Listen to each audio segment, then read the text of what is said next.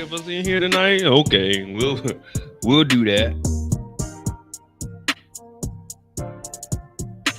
We'll do that. Go ahead and get ready to get started in here. What's going on there, B? Oh boy. What up? What up? Welcome back to the channel. I'm Murd3r. This is the Mo You Know, and today we're gonna be looking at the YSL trial a little bit. Right now they're on lunch, but there is also in Baltimore 2 gentlemen were indicted. A Cornell Moore, no relation, and then we got Keith Russell. So we're gonna go over that. There's some footage, we're gonna listen to it, and then of course in between we'll watch the body cam footage of some shoplifters that try to get off with $4,000 in the back of a U-Haul. I used to push a U-Haul. A lot of you guys know that I've had a lot of jobs in my lifetime, but if you think back though, when U-Haul was first around, I won't say first around, used to be able to rent U-Hauls. This is a story I never told you guys, but I was about 16, 17. My first job was 15 at AMC, but at about 16 or 17, I did work at the U-Haul, and locally we could get into U-Hauls with the people and like go pick stuff up for them. Wasn't like official, but we could go ride with them. They'll tip us like if it's something that they're gonna do within an hour. Hey, is it all right we roll with them? They give us like $20, $30 for like an hour. So yeah, U-Haul was cool, but then people started stealing U-Hauls, and what they would do was like switch the license plates off of them. It was a whole bunch of wild stuff, but that's neither here or there. But the first thing we're gonna cover is a Baltimore indictment on 2 gentlemen. Like I said, Cornell Moore, no relations. Keith Russell. My mother's side, there's Russells too. No relations. I hope not. But there's a murder for hire plot, and I think it was 5 bodies. So they just been indicted for that. We'll talk about that because it's going on in Baltimore right now. Some shoplifting, and then we'll jump back into the YSL stuff. Now, I didn't go live Monday. When I got back, it was raining. I thought I had like a little cold, so I'm just down in Dayquil, Dayquil. What's today? Today's Wednesday. So that was Monday. Yesterday, same thing. I finished I know they say you ain't supposed to drink that much. I threw the top away. I said, the hell with that. I can't have no cold. I'm taking shots out the bottle. I said, well, ain't no way we doing this. I had fucking cough drops all day, cold and sore. I was like, no, hell no. Said, forget that. And then on the 30th, I'm getting my flu shot. I said, no. Come on, let me make it to the end of the month. But let me tell y'all, man, London, it was beautiful, man. Never a dull moment. But when I tell y'all I spent too much money this weekend, the weekend started off lovely. But then they tried to finesse me with the okie doke. But I did I do the okie doke. So when I got there, the flight, $67 round trip. I finessed some points that I had. My annual $300 comes in that I get to use. So I got a round trip, $67. Boom. When I first get to the airport, the guy waves off the luggage. The lady didn't know how to do it. So the guy, he was like, man, don't worry about it. Cool. Boom. No luggage. I get there. I get out there, hop in the Uber. I'm looking at the city like a kid on Christmas. Get to the room, right? I'm checking into the room. First, I gotta go down to the little corner store, the AM PM. I go to the corner store, show them the code on the phone. They give me the key. I walk the next block because I'm not paying for another Uber as I had just dropped off a 29 piece. So I'm walking over there. People are friendly. I get there. I'm like, oh, this shit nice as hell. Living room, plush, big sectional couch. I'm looking at the refrigerator, open it up, ain't nothing in there. I said, oh, this is gonna be lovely. So I bought some, I got me some yak and some shit from the store, threw it in the refrigerator. I sit down on the couch for a little bit. Whew, we made it. Something tells me to keep my shoes on, so I don't take my shoes off. I get up, I look at the Wi-Fi box, I put the Wi-Fi in. I go around the corner bathroom. I see the stairs. I go up the stairs. I'm like, oh, this is nice. I see a room, and then I see some more stairs up. So I'm like, oh, what the hell? We got a balcony or something upstairs. So I see the room right here. Then it's a bathroom, and then it's another room. Now, I'm not paying attention at first. I'm just looking at them.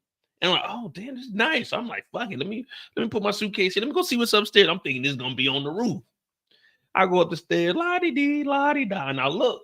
I say, wait a minute. It's 2 more rooms and another bathroom.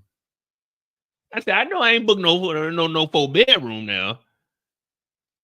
So I'm like, all right, well, let me see, because there's more stairs. I'm like, let me see what's up these stairs. La-di-dee, la-di-da. I get to the roof. Now, oh, here's the rooftop balcony. But I go back downstairs and I say,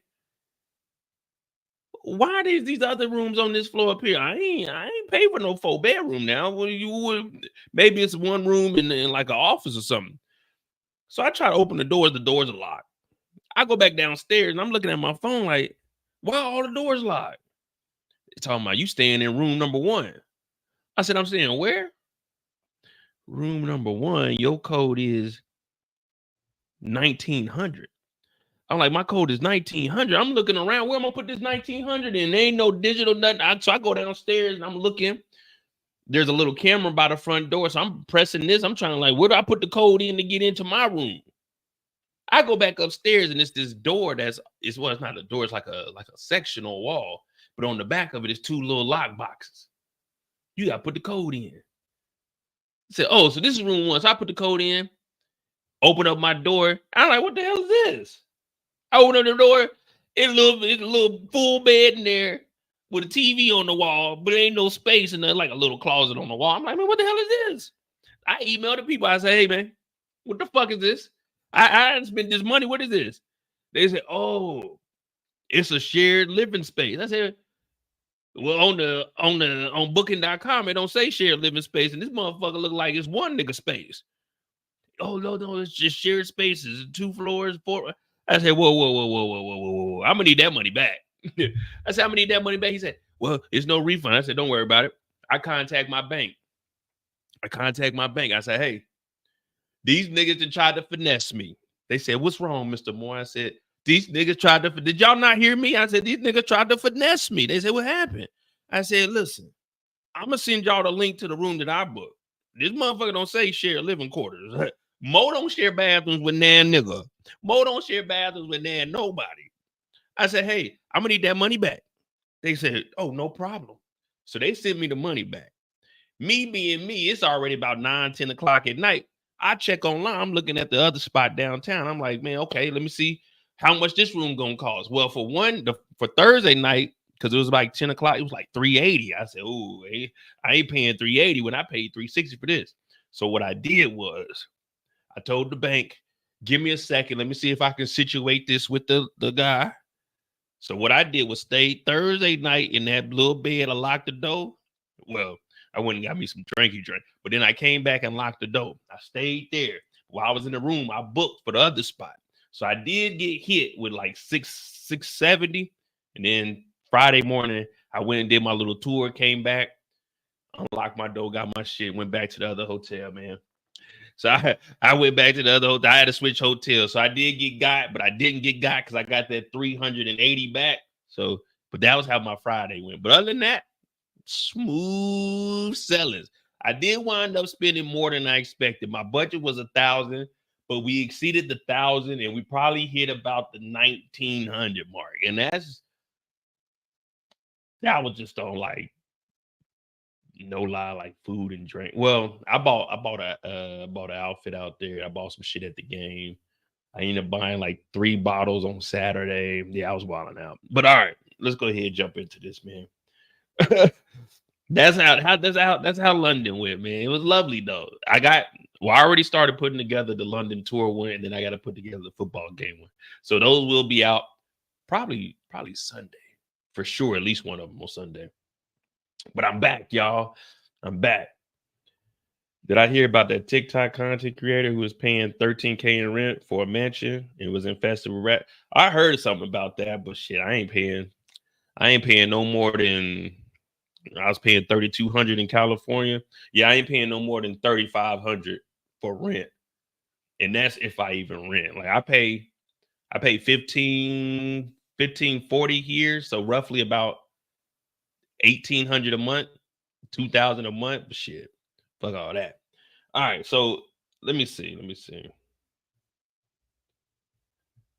Oh yeah, thank you guys. We hit 500 subscribers on this channel, man. You know, lovely. Trying to set things up. Tomorrow we'll be back on Murd3r. My internet's going slow, so the Penguin recap, I don't know when that thing's gonna be uploaded, man. I got done with that at 3 o'clock today, and it's 1 minute it said it was 2 hours. It went down to like 120, and now it's back up to 158. So I don't know what the hell's going on. It'll be up when it's up, man. All right, let's see. Baltimore.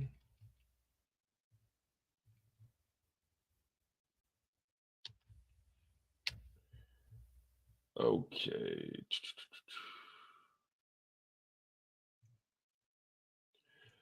Forget that TikTok touring. Well, hell, what's the name? What's the girl name? The basketball. Angel Reese. She talking about she pay like $8,000 a month. I like, y'all got to be the dumbest motherfuckers on the planet. Y'all done went to school and got no education. $8,000 a month, man. You might as well go buy some shit. Even if you got like a little mansion or something, you might be paying $5,000 a month, but $8,000 a month, just ignorance. All right, here we go.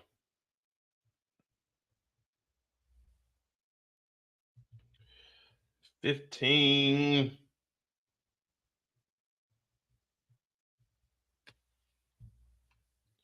I wonder if that's a whole.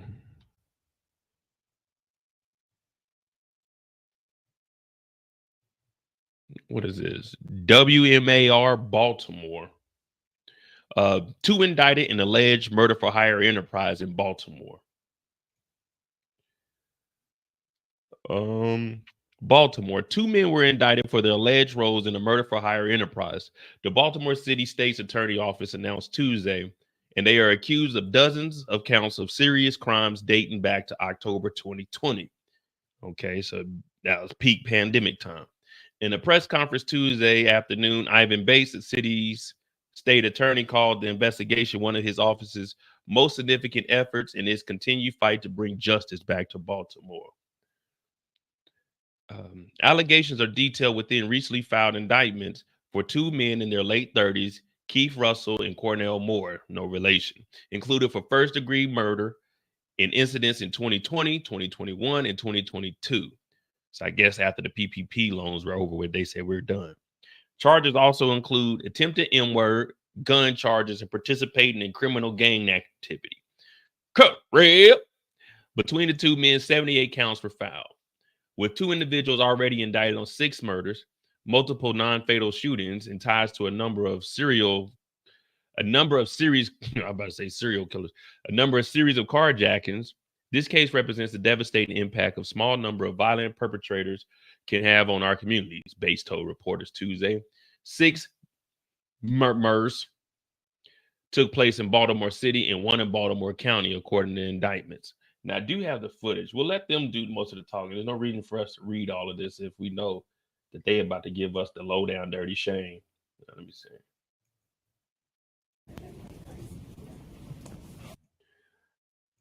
Yeah, Derry B. She said she paid like $8,000. I might do a little short video on it because I'm gonna start uploading like little 5-10 minute videos on this channel also, since we do have a break in between power. Or I could waste my time and just make up ridiculous ass theories of what's going to happen with all the characters. But let's go ahead and get back into this, get serious.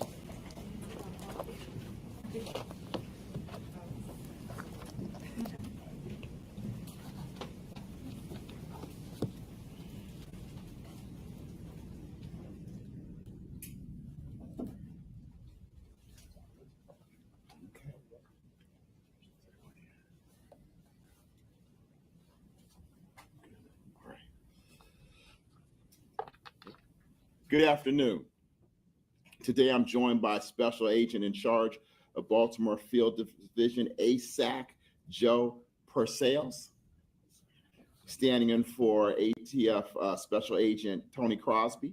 We have Baltimore Police Commissioner Richard Worley, Deputy State's Attorney Tom Donnelly, my Major Investigation Chief Samantha Murd3r.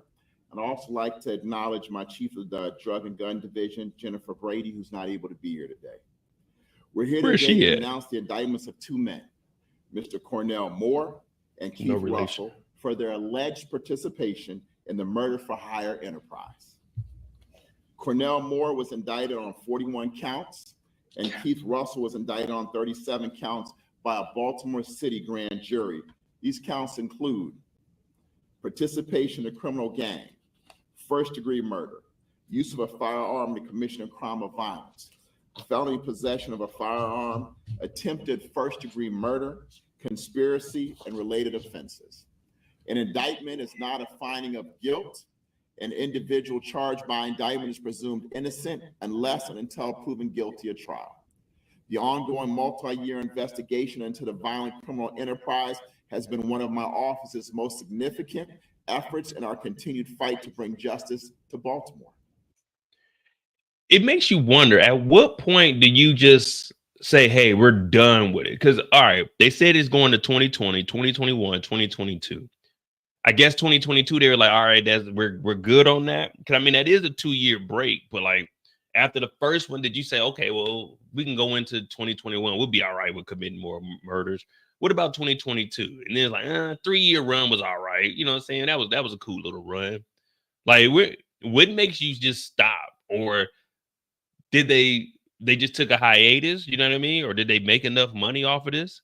Because they said murder for hire, but I'm assuming they were probably only getting maybe like $10,000-$15,000. I'm gonna see if they tell us how much they were like allegedly getting though. With 2 individuals already indicted on 6 murders, multiple non-fatal shootings, and ties to a number of series of carjackings, this case represents the devastating impact a small number of violent perpetrators can have on our communities. These indictments are a critical step in holding those responsible for these senseless violence accountable and ensuring that they can no longer harm any of our residents. Our office, alongside VPD and the ATF, remains committed to dismantling organizations that inflict fear and violence in our neighborhoods and communities. We will continue to pursue every lead and exhaust all resources to bring justice to the victims and restore peace in Baltimore. The indictment alleges that on October 2020, the defendants and other individuals, known and unknown, have been members and associates of a criminal enterprise operating in Baltimore City and elsewhere throughout the state of Maryland. The organization's members have been compensated for committing acts of violence for the enterprise to earn their fellow members' respect and secure, maintain, and advance their positions. The enterprise seeks to establish dominance over rival gangs and drug trafficking organizations in Baltimore City, and to protect the reputation of the enterprise and of its members. The members establish and maintain their dominance by intimidating rivals through acts of violence, including homicides, shootings, and carjackings. Members of the enterprise are alleged to have eliminated competition to financially profit by committing acts of murder and carjacking. Wait, so these 2 were in a gang? It was just them 2? They're in a whole gang, but it was only 2 people doing this for over 3 years. We just got 2 people in the crew. Hey, y'all go knock the competition out. Y'all go steal cars. Y'all gonna do everything. It's only 2 people in it. What kind of gang is this? There's only 2 members in it. So no one else was catching bodies? Unc got that curl going too, man. Unc over here is clean as hell. They said, Unc, we need you to get up there and do the talking. I mean, you the most articulate Negro we got. Get on up there. Members are also alleged to have utilized shell limited liability corporations, bank accounts in minors' names, and money applications to provide detention of payment derived from violent and illegal acts. The indictment also alleges that the defendants fatally shot Mr. David Reed, Shabro Meredith, Rashad Denty, Tyree Davis, Tavon Scott, Yamil Montague, and Angel Smith, and attempted to murder 3 other victims during a series of calculated murders. Damn. It's alleged the defendants utilized carjacked and stolen vehicles to execute many of these victims, whose family members have joined us today. Once again, I want to extend my condolence to the family members. The cold and calculating nature of the alleged acts in these indictments must be met with swift and serious consequences. These indictments are the first steps into achieving that. Our office is also planning to file life without the possibility of parole notices on both of these gentlemen. I now will turn this over to ASAC Joe Purcell. Wait a minute. Yeah, what you mean life without parole, man? Look at Jenny Sullivan back here. Jenny over here trying to figure out what the hell's going on. This nigga know damn well. Hey, man, ain't no one pull him to the side like, hey, man, fix your collar, both sides, brother. You up here sweating, your tie ain't even up under the collar. That shit just on your neck. Come on, man. You come up here looking like this. This is a fucking official press conference. Thank you, State's Attorney Bates. We are here today to announce the charges against 2 defendants for their involvement in murder-for-hire scheme in the Baltimore area over the course of several months in 2020. As you know, ATF is on the front line in the fight against violent crime, especially the illegal possession and use of firearms to further criminal enterprises. Those who illegally possess and use firearms to further criminal enterprises pose a serious risk to our communities. The types of violent crimes committed by these individuals not only threaten people's safety, it threatens their ability to go about their daily lives. ATF is committed to prevent and investigate firearm-related crime by utilizing crime gun intelligence and relying on our state and local partners. ATF will continue to closely work with our local law enforcement and prosecuting partners to hold those accountable for violence inflicted upon the people of Maryland. This investigation will be ongoing until each and every person is brought to justice. Thank you, State's Attorney Bates, for your relentless commitment to ensuring these cases are prosecuted to the full extent of the law in order to keep our community safe from gun violence. Now turn over to Commissioner Worley. Good afternoon. When an indictment like this involves individuals responsible for such serious acts, the first thing I do is thank the men and women of the Baltimore Police Department, but also to our partners standing with us here, the State's Attorney's Office and ATF, because without this partnership, this would not have been possible. I also want to thank Major David Brusk of our homicide units who are here with us today. Our commitment to collaboration and accountability has made this success possible. And today we recognize the significant achievement represented by this indictment. These individuals represent a textbook example of a small number of individuals that perpetrated gun violence, fear, and intimidation in our city. It is criminals like these who fuel the violence and retaliation that plague our communities. Let me be clear that we remain steadfast in identifying those individuals responsible for violence and delivering closure and peace to the families affected and to our city. While we're happy to announce the arrest of these 2 individuals, this investigation is still ongoing.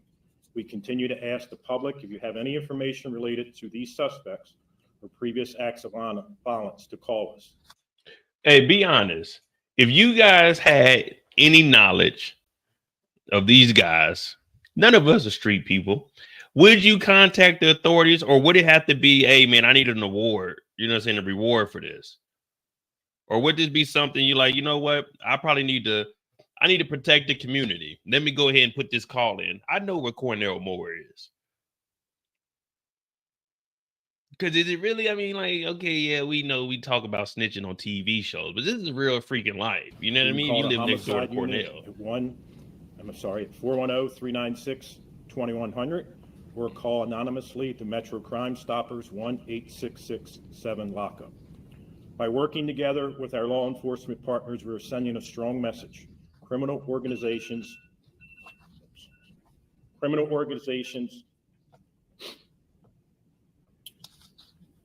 By working together with our law enforcement partners, we are sending a strong message. Criminal organizations will be dismantled and their members will be brought to justice. They will not escape the consequences and their actions that cause trauma in our communities. As you saw, this case is 4 years old. We will continue to work this case as well as many other cases because our work is far from over.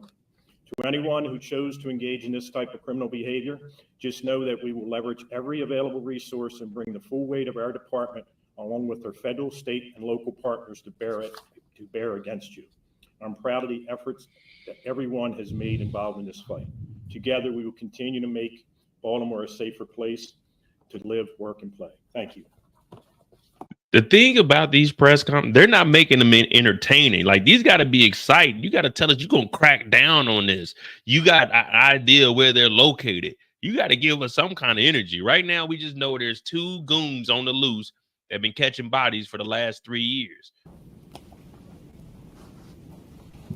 Thank you, Commissioner Worley, for your continued partnership, not only in this case, but also continue as we work together to battle crime as partners throughout Baltimore City. I also want to acknowledge the Baltimore City Police Department Crime Lab for their diligent work on these cases, as well as Major Burst and District Deputy Commissioner Kevin Jones for their roles in this investigation. And once again, thank you, SAC Crosby, who is not here today, and Assistant SAC Purcell, as well as the men and women of the ATF, not only for joining us today, but for your dedication to the residents of our city and the collaboration we continue to serve and we continue to enjoy as we work together to bring justice to the victims of members of men and women of Baltimore City. And with that now, I'm open for a few questions. Well, I got a question. People were indicted. How big of an operation was it? Can you give us some idea of the breadth and the scope? Well, this is what I will say. It's a continuing investigation. We're not done. And I think some of those questions will be answered at a later time. I think those individuals know, and we're coming. Can you say just how many more arrests we can expect to come? Not at this moment in time. What we do want to do is say that, think about it. These 2 individuals right now have been charged with 6 murders, 5 one gentleman, 6 another, 3 attempt murders, carjackings. The violence that these 2 individuals have inflicted upon the men and women of Baltimore City. Remember, in 21, 22, when you're looking at 20, you're looking at 300 plus murders every single year. And to know that these 2 individuals are alleged, all this is alleged because we have to prove this in court of law, are alleged to participate in at least 6. So what is that? 300 bodies. These 2 committed what? They said 6. So what is that? 2%? 1% would be 3. Nah, it'd be a little less than that. Man, they ain't really committing too much crime. I mean, it is bad, but still. That we know of at this moment in time. And so for that, we're starting and we're continuing to build. But when you also look at the indictment, it talks about the alleged payments. So if someone's paying you, then we understand who is the individual. And so, like I said, we're not finished. We're coming for all those individuals involved. Can you say how much they were paid and who was paying them? And so, Here we like I go. said, The information we're I've been not waiting finished. on. We're coming for all those individuals involved. Can you say how much they were paid and who was paying them? Not at this moment in time. We'll get that in the court of law. Once again, everyone is innocent until proven guilty. And we want to make sure that we give everybody the opportunity to have a fair trial. Did all the murders take place in Baltimore City?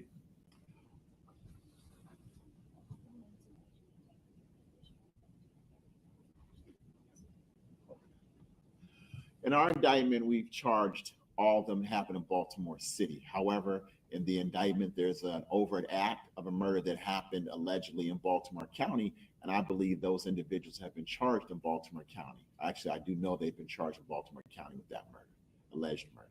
Is that a 7? Sorry, or is that among the 6? That would be a 7. And it sounded like these date back to 2020. I guess when did these 2 people come on your radar? When did the investigation start? Well, as soon as we took office, the ATF reached out to us and said, hey, this is a case that we're interested in doing. We had to build up Sam Murd3r, who's here, as well as Jen Brady, who aren't here. They sat down and we talked about and discussed it, and we decided that this was the type of case we'd want to work with. ATF as well as Baltimore City Police Department. So I think these individuals came on the radar of ATF. And this was a rather lengthy, long investigation. And when I talk about our MIU, Major Investigation Unit, that's why we have this unit, because they're not making those big cases every day. So they must have knew as soon as they were getting in office, they said, look, we got a case for y'all. We've been waiting on it. We've been sitting on it since 2020. We just been watching these bodies pile up. We want you guys to prosecute it. So that's when you just see the agencies crossing over. They're like, all right, let's get somebody in Baltimore. Because remember, Baltimore is one of them corrupt cities. We've been covering Baltimore for a while. So once we got this new state attorney in, They said, all right, we got somebody that's competent, that's actually going to do something. Hey, this is a case we've been waiting for right here. Now, we only got 2 people, but we got potential 6 connections of bodies that are going to be with these 2 individuals here, plus some carjackers. Now, I don't know if it's in furtherance of the gang because they haven't said like it was a RICO charge. Well, I don't even know if Baltimore has a RICO charge, but they haven't put like a gang conspiracy or anything on it. They just been trying to indict these 2. Taking their time. They're getting the research, the records. It's like a 20,000 piece puzzle, which you think you know what it should look like, but you have to take your time to build it in an appropriate way and follow the evidence. One of the things I'm extremely proud of is the work that the ladies put together.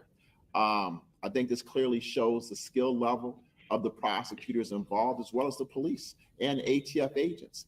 I think what you really see is the collaboration, what it can really look like on a major scale, to say, though you may have committed murders and thought you got away with it, that we are able to work within the confines of the law, even though, you may do things in the various areas, understanding the enterprise, and that we will be coming toward and after you.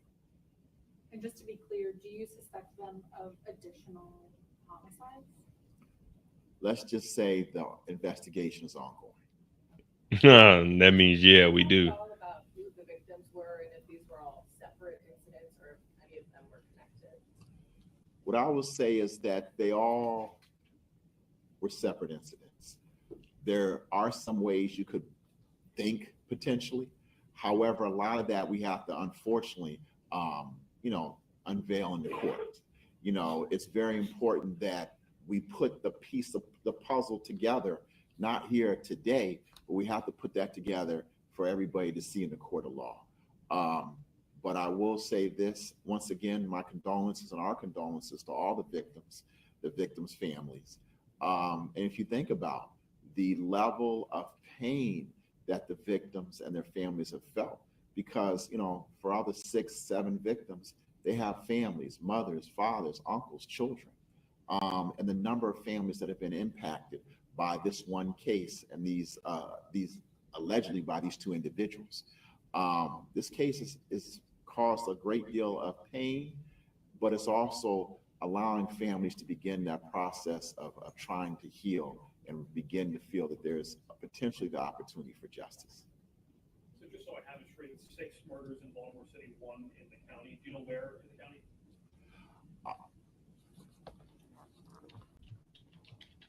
Someone get this man the information he needs. It's allegedly March 2nd, 2022, 1900 block of Ewald, right over the county line. But once again, that case is being prosecuted by Baltimore County. And we've been in collaboration with them as well. You said these individuals kind of commit these acts in order to climb the social ladder within the enterprise. Would you consider these 2 kind of high up on the ladder at this point? Or are they kind of middlemen, lower on the ladder? What I would say is, when you look at it, 1, allegedly, these individuals are proving they would probably be viewed more as hitmen, looking at it from that point of view. I would also say it's not always what they may do, but it could maybe be interpreted what other people who may allegedly hire them able to move up in different ladders. I think understanding the enterprise and how the organizations work, sometimes enterprises, just not these, but hypothetically, an enterprise may go out and retain the services of hitmen to effectuate intimidation or to move out someone who they think is intruding upon their area and territory and get them out the way. And so I think, it's not only what these individuals allegedly have done, but it's how other individuals may have allegedly used them. And no one has been charged for hiring these people at this point. Let's just say we are still in the process of having an open investigation. Can you talk more about, how do you balance getting the investigation done quickly enough in case, other people's lives are at risk, is building a comprehensive. No, man, we can't. An enterprise like this. Well, I think a couple of things. One, you want to make sure you keep public safe first and foremost. But I think these individuals were off. Well, that's pretty much it there. I just seen that article today. I was at work. I thought, oh, that's interesting. Let me see what they talk about. We're going to go jump over to the YSL trial and see what they got. They did have, they showed some guns and stuff today. And I thought that's pretty interesting. The trial's been going kind of slow, but I think the judge is trying to pick it up. So we'll go and watch some of that. And then in between, like whenever they got like a little recess, I got some body cam footage. And then shoot, we're just gonna get back in the rhythm. You know, I be a little nervous when I get on these lives with you guys. You know what I mean? I don't be knowing what the hell's going on. Derby said I needed a reward to dip. It's too easy for someone to report me as a snitch. Might need to move. My thing is, even with these dudes committing these crimes, like why don't they? If I caught some bodies in the city, let's just say I caught 2 bodies in the city, I'm getting the hell up out of there. I'm not sticking around to see if I can dodge this trial, dodge this case. Forget that. I am an absolute natural spender. Man, shut your ass up. I've never had a budget. If I'm thinking about a future.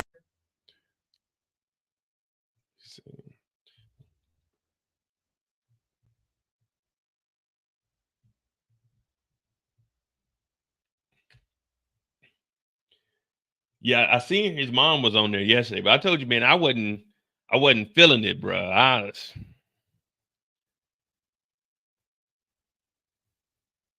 Of course, right when we get over there, I guess they're gonna wait for the jurors to come back. 'Cause I know they were just on lunch, but let me see.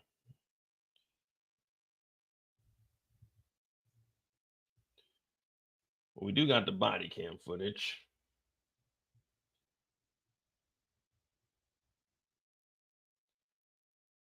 $42. I guess we could start that and then we'll jump back over to the trial. On December 8th, 2023.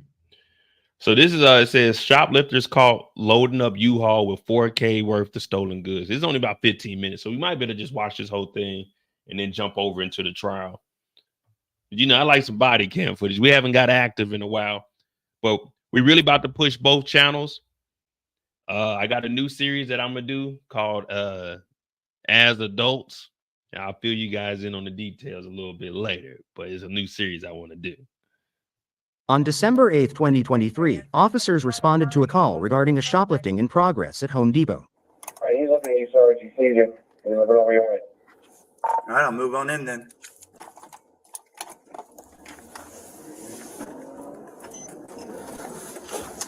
Okay, traffic.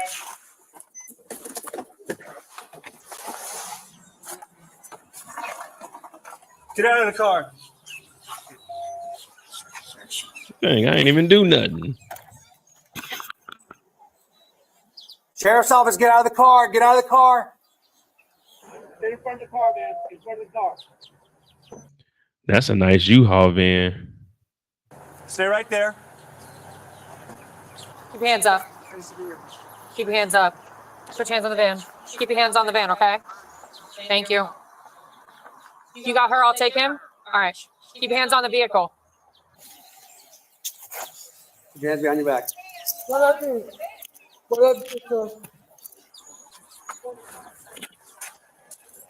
did I do? You're being detained right now for suspicion of theft. Oh, I didn't do nothing. Okay.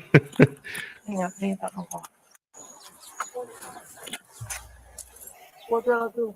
You're being detained right now for. What y'all think? Guilty or innocent? Just off of this look. Is this a guilty look or an innocent look? Like, you know, maybe they did mistaken her. Maybe she ain't got nothing to do with this.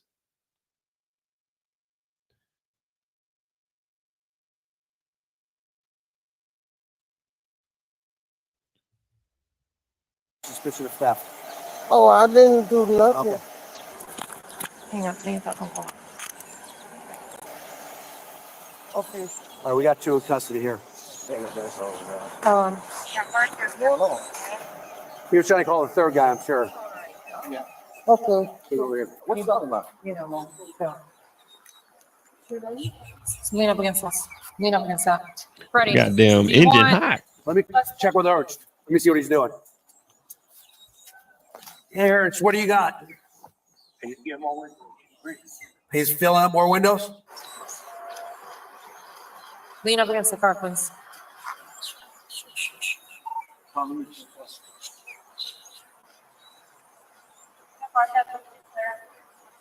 He's still filling up. Let's get one in green and white here. Yeah, let's try to get the green and white over here. He's still filling up. He said he's getting green. He's filling up the whole car. Oh, okay. Merry Christmas. There? Oh, no. We got these two in custody already? For what? He's got 10 in the van right now. They got you for a bunch of bleach and cleaning products too. Did you search him? Where's the keys to the vehicle? He's running the vehicle? That ID or credit card in the pocket. Is that your ID or credit card? Credit card? My personal card. Okay. You got a water? Hey, is this nigga's mama? This better not be his girlfriend. This better be a sibling, like my older sister that needs a fix. Auntie, his mama. If this is his old lady, y'all both going to jail. Anything in there, man? No, I am. Oh, you got it. He has your promise.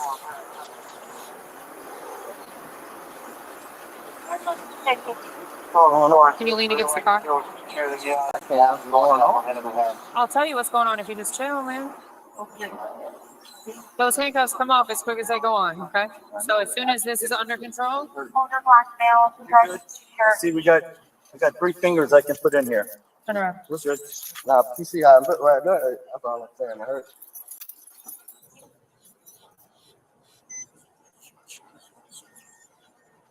Right, lean against Got a tall one trying to arrest my nigga.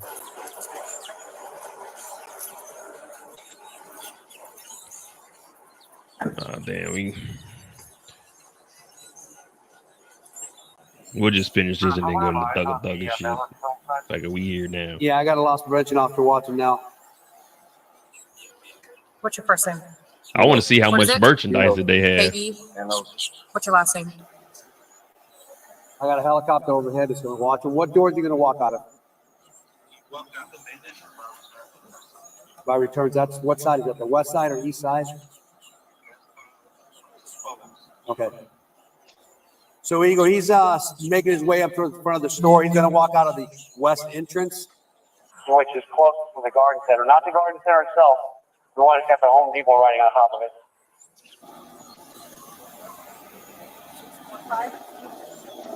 he'll have a flat cart full of windows. Me too. Can you spell it for me? Okay. He's definitely involved, though, right? Hey, his phone should be ringing. He knows he's being followed in the store. He's on the phone trying to call that number. All right, the guy in the store knows the gig is up, and he's The walking gig out is at the up. end, and we have PC to arrest him. Do you want me to just put him in the car? Do you have him? Got it. Yes, ma'am. Yeah. We'll address all your stuff as soon as we get this under control, okay? Okay. All right. I told you. It's To me, the Figure out what's going on, I'll let you- What's up, NL? Just walked out. He's got a shirt hanging off his shoulder, walking northbound in the parking lot. I'm gonna go make sure it's fine.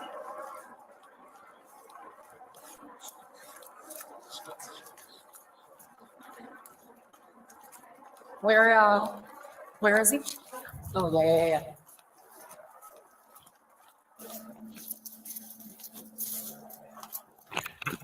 You know, although I don't mess with the police, but you got to give them credit. The good cops, like, there's a lot of work that they got to do on a daily. Trying to figure out what's going on. Right there.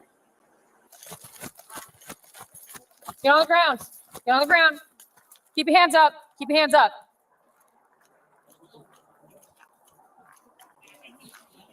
Keep your hands right there. Good. What's Keep your up, hands on the Tamika? car. Keep your hands on the car. Oh man, he should have. Man, I would have dipped, bro. They talking about they had a camera on the guy that was coming out. Man, there's no way I'm getting caught. If the police are on the other side of the parking lot, listen, it's gonna be a foot race, and I got the best feet this side of the Mississippi. ID from the clerk. That's him. Keep your hands up. Turn around. Turn around. Walk backwards. Come back to me. You know Walk he back ain't to getting me. away because he got a Keep towel coming. on his shoulder. Keep And coming. he got low tops. And them bowling shoes. Chill. No. All right, we got him in custody.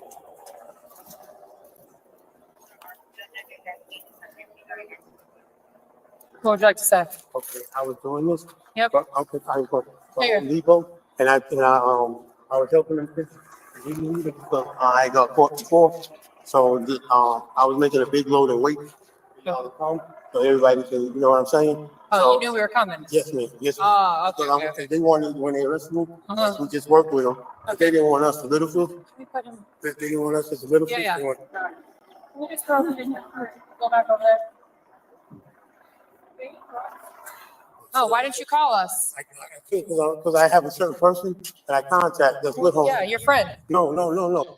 Yeah, he ain't even got like a regular, you know what I'm saying? You just get like a regular face cloth or something. This nigga got a goddamn dish towel. Yeah. With Home Depot. Can I put him in here? Which Home Depot? The only thing I was told was to make sure that y'all was here already. And if you didn't say nothing, then I saw the other Have a guy. seat. So when I saw the other guy in there, I said, okay. Then Well, you should have called us. no, I couldn't call y'all. I know, you're calling your friend. Can I get my towel, please? Yeah, I'm gonna get I'm it. trying to tell you, it's not him I was calling for that. You were I calling was him. calling him to see if y'all got here yet or not. And then when he didn't answer, I saw the other guy right there behind me. Just turn around. So I said, okay, I can't turn. Okay, that works. Let me go. No, I ain't going no. I'm right here. I know you're not. As long as I'm holding here, you're not going anywhere. So let me go. I'm sitting on the car. He got a hold of me. It's okay, sir. You made me feel weird. Why gotta be? Listen, you can't beat this director of stolen death. Look at this. He said he was waiting in the store for us. A notepad with. He said he was waiting for us. It was just he was getting set up. Oh my God. Do we have a car to put her in? You will. I mean, I want to know what's on that note. I want to know what they were trying to Well, steal. So she's gonna have a notepad. Let's give him my doctor's stuff and everything. That's all. This is just your doctor's? Yeah, see. The guy over there had one too, and it was just his stealing list, so I just wanted to Oh, make sure. no, but anyway. Just your doctor's? You see. Oh, windows. I thought you put. Oh man, ain't so they were trying to steal shit. They were stealing real shit. They wasn't stealing the little bitty little drills here. They got a 53 1/8 inch window by a 38 inch and 3/8 window. Dog, you trying to steal windows from Home Depot? You know how hard that's gonna be. You gotta carry that shit out like this, or put that shit on a cart, and then you gotta load it up into the back. Man, the only way that's gonna work is if you steal at nighttime, right? Well, listen, I don't know, but right before they get ready to close is when you gotta steal. One, they got less workers. Two, you got people going outside to get the carts. And the way you want to exit is when you exit out of the building, you want to go to the garden side. The garden side is never overstaffed. You can go out the garden area because the garden area leads right to the streets. You know, they have like the plants and stuff out there. It's usually only 2 people working in the garden area. So you can put shit on a cart and just casually walk out the garden side. No one even cares or pays attention because they don't think anyone's really going to steal some flour or some flowers or some like some fertilizer. So you got to go out that side if you're going to do some stealing. You can't go out the front door with the damn U-Haul waiting out there and then have a note on you talking about we got to steal. You got to know we going in there to steal windows. All right, we going in there. We got to steal these windows. You got to already know, okay, 53 inches and a quarter and an eighth inch by a 38 inch window and 3/8 inches. We got to already go in there. But see, that's so damn specific. You're going to have to ask for help. That shit's not just going to be sitting up in the aisle like, okay, here's 53 by 38. No, you got to ask for that. And they got to go back there. They might have to do some adjusting. They might have this in the back, but that's a specialty item. That's not your standard size window. That's some big shit. That's for like a goddamn, that's just for like a back porch or something. That ain't for your inside unless you got a window that opens up 2 of them. because 53 inches, I'm what, 72? So that's what, like 5 feet? It's almost like 5 feet. Oh, hell no. What the hell they thought they was doing? Clean. That's him. Windows. Listen, that's not funny. Go for real. You keep looking. Anybody see? I am keep looking, but I found windows. So you said it was doctor's appointments, but I see windows written here. So I'm just, this looks like his. So I just wanted to make sure. Just doctors. Let me ask if you want to. Where, I'm going to put this, hers with his. Is that okay? All right, I'm going to read you your rights, okay? Because like I said, I want to ask you a question, but I don't want you to say anything or not want to answer me, you know what I'm saying? All right, you have the right to remain silent, not answer any questions. Do you understand your rights? Okay. Who are these men to you? Friends, brothers, boyfriends, acquaintances? Are they from the street? Stay in the morning house. Okay, you stay in a room in a house, you said? Yeah. Do they stay at the same house? Yeah. What's the older guy? Would you know his name? The older guy is after. What is it? Antonio. Did he say what he wanted the windows for? Is he selling them? Yes, I'm very sure that's what he's doing. Do you know where he's selling them? No, ma'am. Don't know. Never seen it. Does he bring the windows back to your house? Sometimes. Sometimes. Who wrote that in your ledger right there? There was a guy who did the house. All right.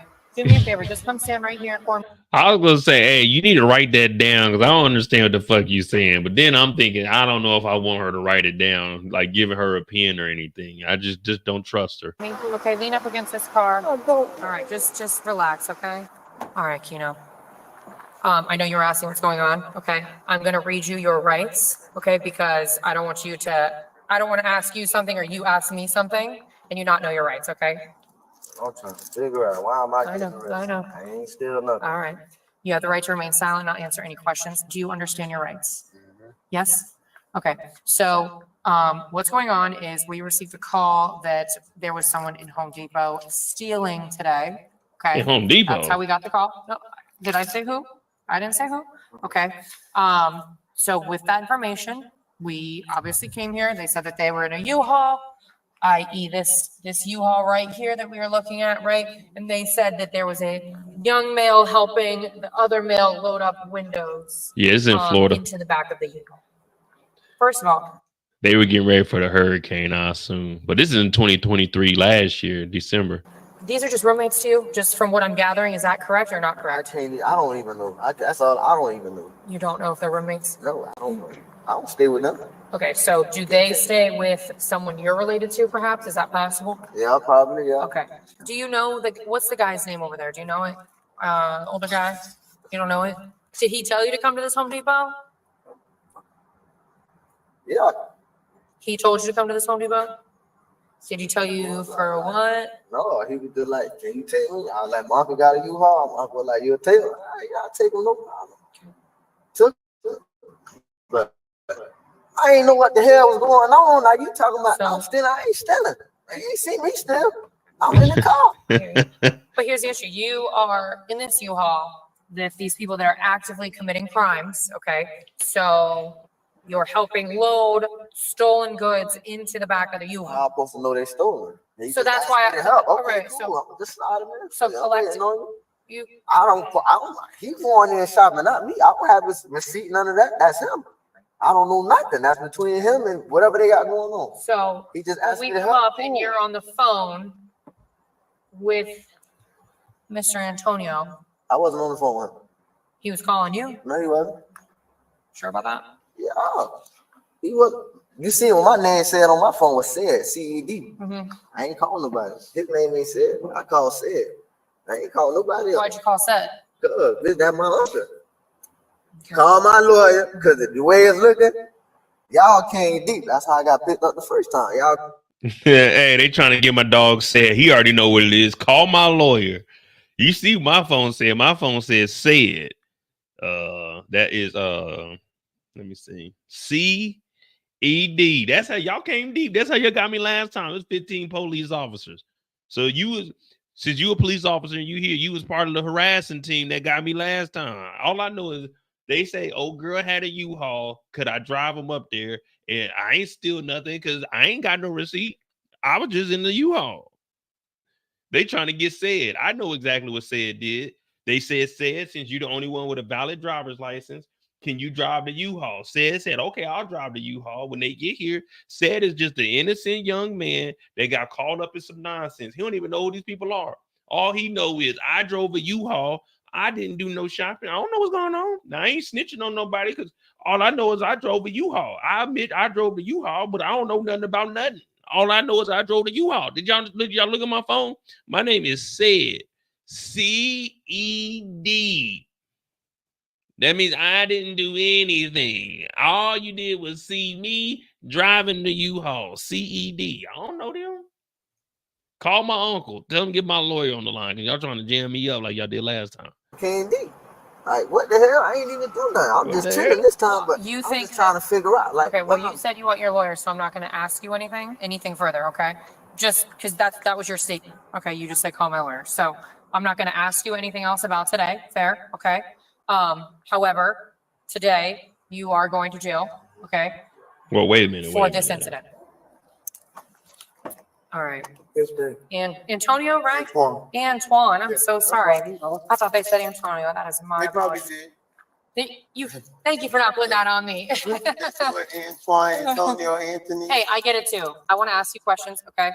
And I know you had said some things earlier, right? And if you want to talk, great. I don't want you to say anything that could incriminate you, right? At least she's cool with that. She ain't just talking to him. I mean, she did ask him questions, but even said answer, and she like, nah, just you said you wanted a lawyer. Okay, that's just, yeah, no, you're good. You have the right to remain silent and not answer any questions. Do you understand your rights? Okay, so I know earlier you were talking about how you ended up here.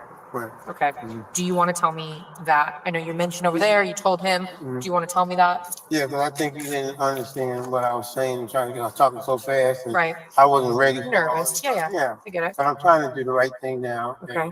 And for the situation where I'm disabled, I live in a rooming house, and unfortunately, the rooming house is corrupt. So what they do is they make you do things, and they keep you at base. I just got a phone after a year and a half because when I got ripped off last time, the guy told me at Home Depot or whatever office they called him inside. He said, we'll take care of the charges. We don't want you guys. We want the ringleader. Who are these people to you? They stay in the room? Just like me. Yeah, they stay in the house. Does the young boy stay there? Yeah, everybody stay in the house. He has the house on lock. Who owns the house? Oh, they live in a halfway house. Said owns the house. Isn't said Keno's uncle? Yeah, but see, he family. Keno does or said? Family. Dog, she told this nigga you got the right to remain silent. This nigga said, I'm gonna do the opposite. I got the right to tell you everything. Now he was talking to his uncle Said. Said owns the halfway home, and he got them going out and stealing stuff. Well, allegedly what Antoine is saying. Why did you guys choose this Home Depot? I choose it because I hadn't came here before. Gotcha. Where is he selling these windows at? Right now he's got a regular customer, but he's usually gonna offer up but people just because the other girl that was there, Diana, she had so many customers that when she passed, they still come back to her. Did Keno know what the deal was when you were coming up here? I'm telling you, ask him where he's still. He ain't gotta ask me. I don't know. Yeah, she told me everybody's still yeah. He's trying to distance himself from everything because he thinks he's just far enough away to not get in trouble. Hey, whose bag is this? What is it? First.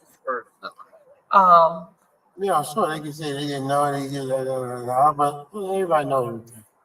All right. Anything you think I should know or that I?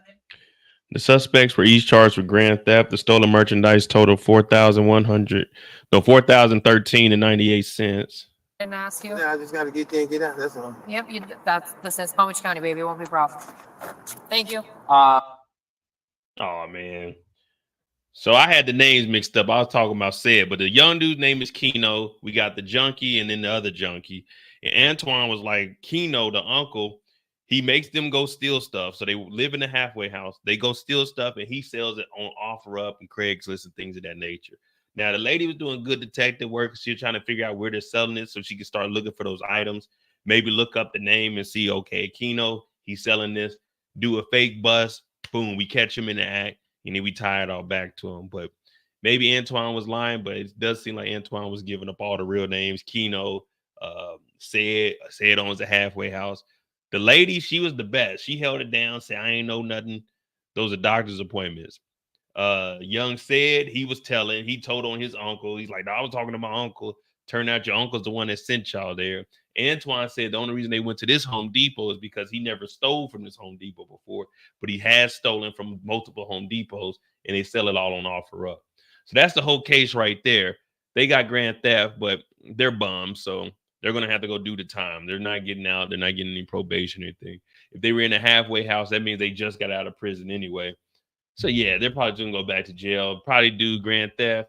Young dude will probably get like 2 years. Antoine seems like he's a repeat offender. They'll probably hit his ass with like a 5-piece. This is Florida, so they're going to prosecute to the full extent of the law. She's a junkie, so she'll probably get like 2.5, 3 years. Probably won't make it out because she'll be in there shooting up. Game over.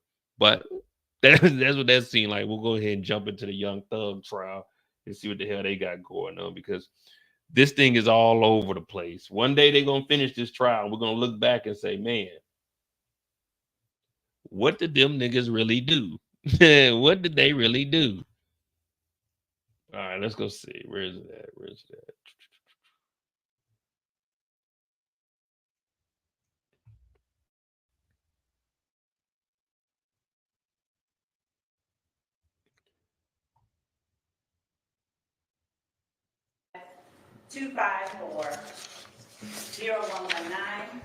So I'm not sure what expert we have on the stand right now, but yesterday they were looking at phone records. They were tracking where the phones were, where they were located. Today they were showing a case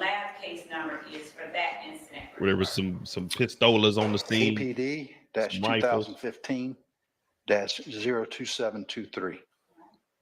And were there any potential leads for that particular report? Yes, let's see. Was that lead 355?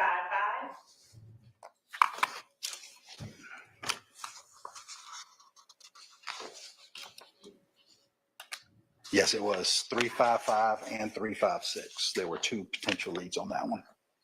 Your Honor, we're labeling 355 as 574 Yankee Alpha and 356 as 574 Yankee Charlie. And in the middle, is there a report issued for incident number 150783205?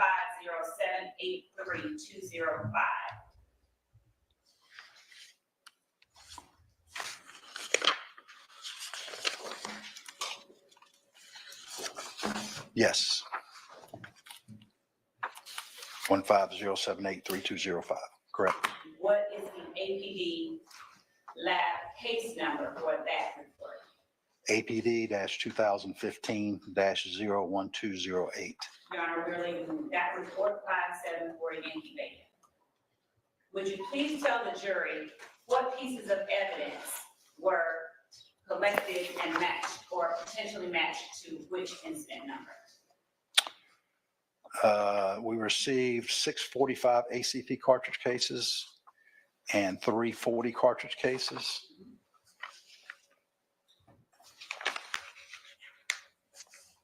So that 356 was with the 45 cartridge cases, 45 ACP cartridge cases. Okay.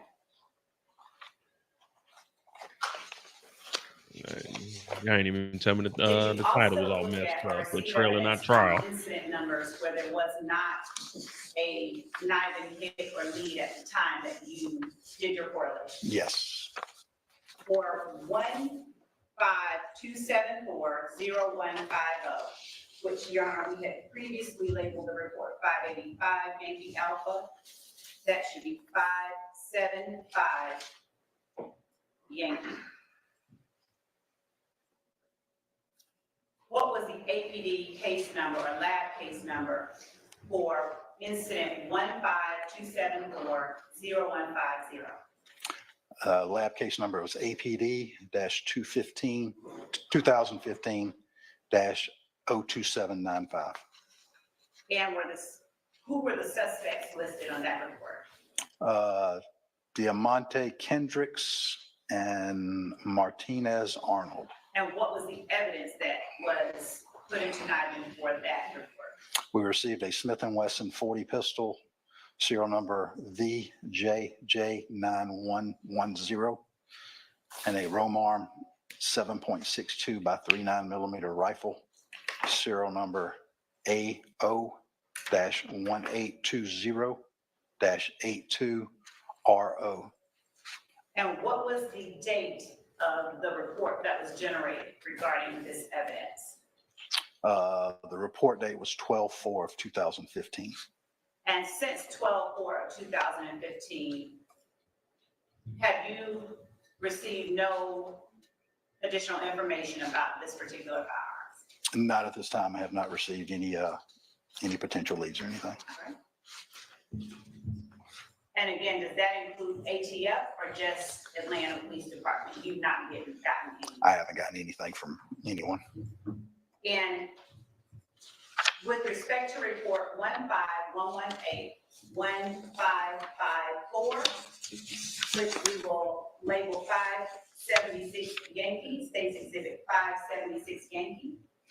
See, this is the only part about like these trials, man. When you get to this part where they trying to go over all the evidence and put things in order, I don't be having the patience for it, especially with the time zone I'm in. If I was in the States, then okay, cool. But, you know, I got a kind of a time restraint because I got things to do. I got to make moves. They should have had this shit in order. As well, I believe did not produce any hits, but you correct me if I'm wrong. We're talking about now what we will label State's Exhibit 577 Yankee for case number 15184-3239. What was the lab case number?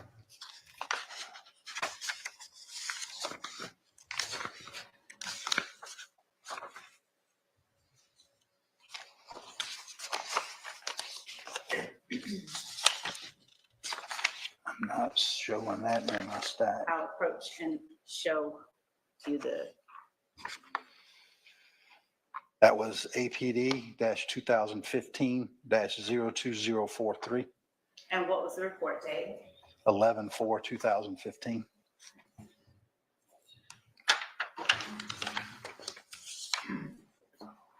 And who were the suspects that you had as to those or that piece of evidence?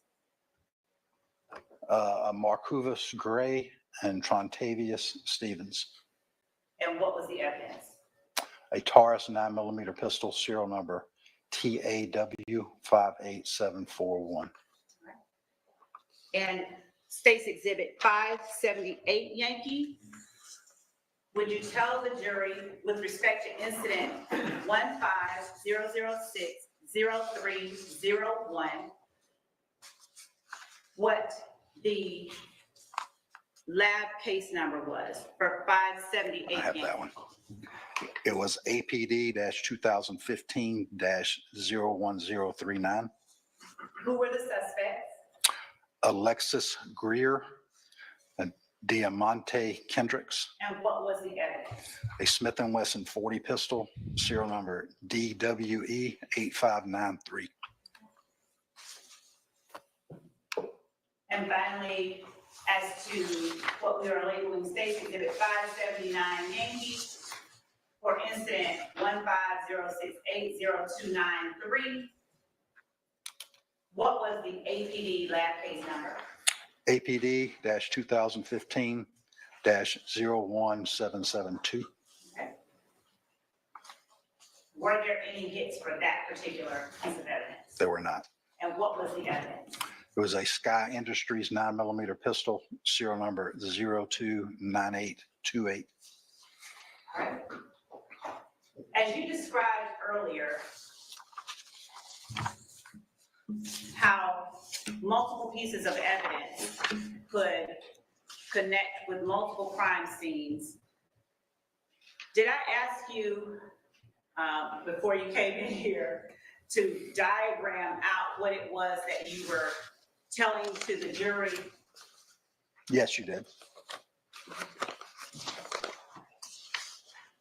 And would you please diagram out on the flip chart in front of you what it is that you were explaining when you talked about various crime scene evidence matching multiple different crimes?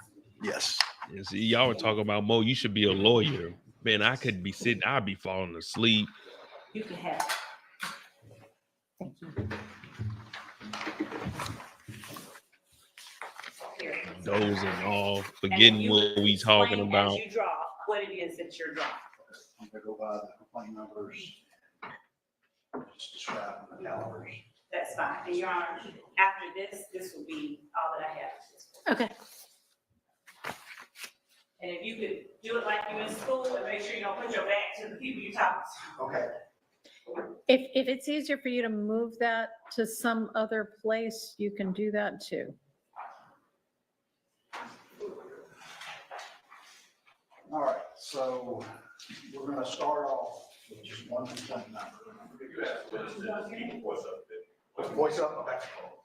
Can't. He's not going to be able to draw and hold a microphone. Yeah, man, let's get this thing together, y'all. All right, so we're gonna start off with 15.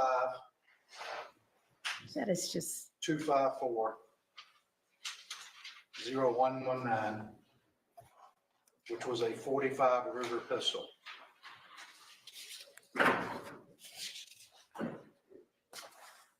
So from that one, we got potential leads. 15118 0588, and also 15078 3205. And what were those lead numbers? 355 and 356. Would you put them on there? What up, MH? It says slime. You need a retrial, man. To be honest, though, I mean, doing the like having a mistrial and starting this thing all over, this would be what, 3 years, 2 years? Either way, man, I'm with you. You know, I mean, I hear both sides. Do I believe he did this shit? Hell yeah, but 2x39 can they prove cases. it? Nah. Link back to 15118 0462. So that is going to be Is that lead 405? 405.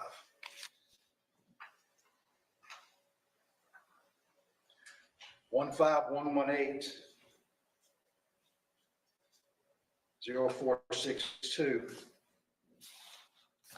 also had 223 cartridge cases. These were 7.62 by 39. And so that our record is clear, when you said these were 762 by 39, which APD incident report number are you talking about? 15118 0462 and 15118 0588. So the 15118 0462 were the 223s. It had a potential link with 15127 0278, which was a 223 firearm. Yeah, what incident happened with those though? I'll have to excuse my writing.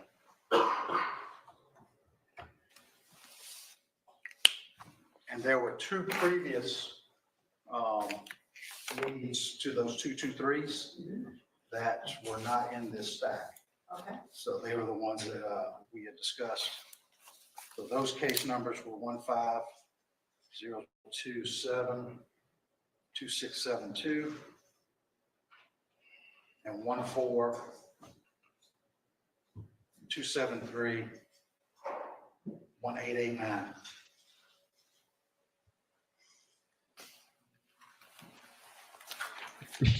Hey, dog, these guns are linked to a lot of shit. From that section for those 1, particular 2, cases. 3, 4, 5, Now 6, the 7, 8. 1-6, It's 9 different 103. cases. 1208 was a CZ 9mm pistol that had a potential length with 150080094.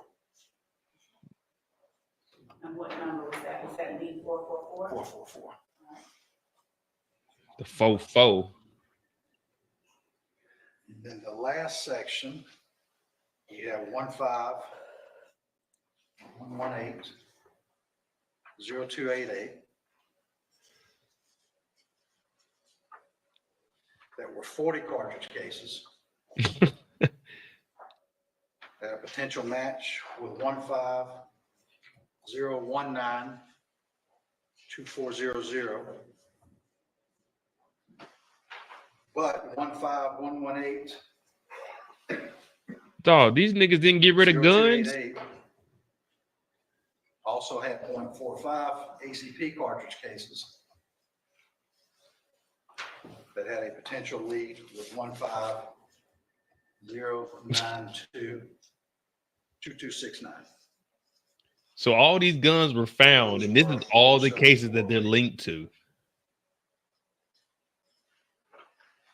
And I'm going to give you what has been labeled as State's Exhibit 580 Yankee and ask you, did 580 Yankee accurately reflects what you just drew?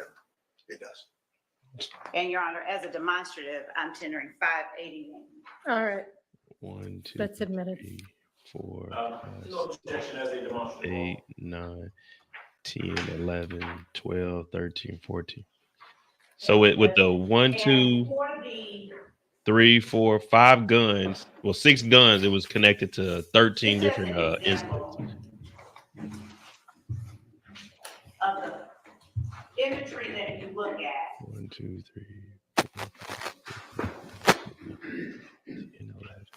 Under the microscope. I apologize. 6 guns, 15 incidents.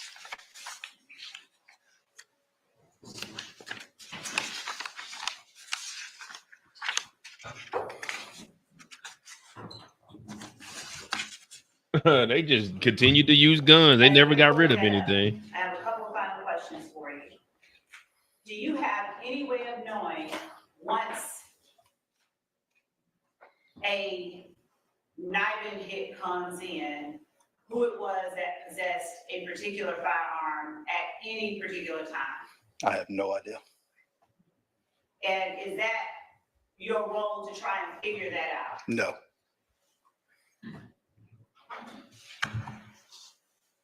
Your Honor, at this time, if there is no objection, we would tender the exhibits that we referenced with this witness. But if there is, we can refrain from doing that.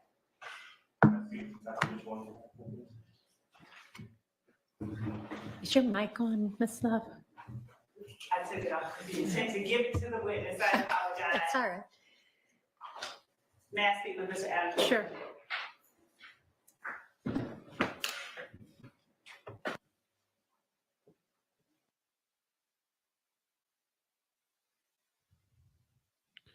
Come on, man.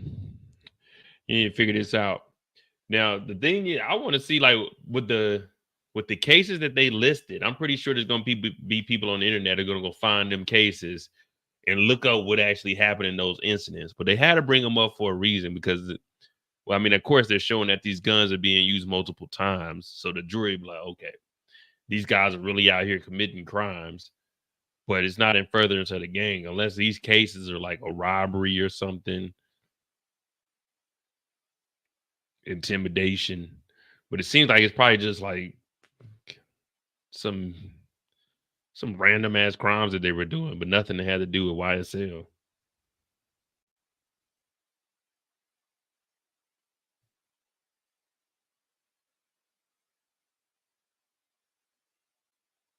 Objection. Okay. I'm going to object as these reports as being cumulative of the witness's testimony, so he testified to the same matters that are contained. Can I see? Is it just like the one are they all essentially like the one I looked at before? Yes, All ma'am. right, is there a response?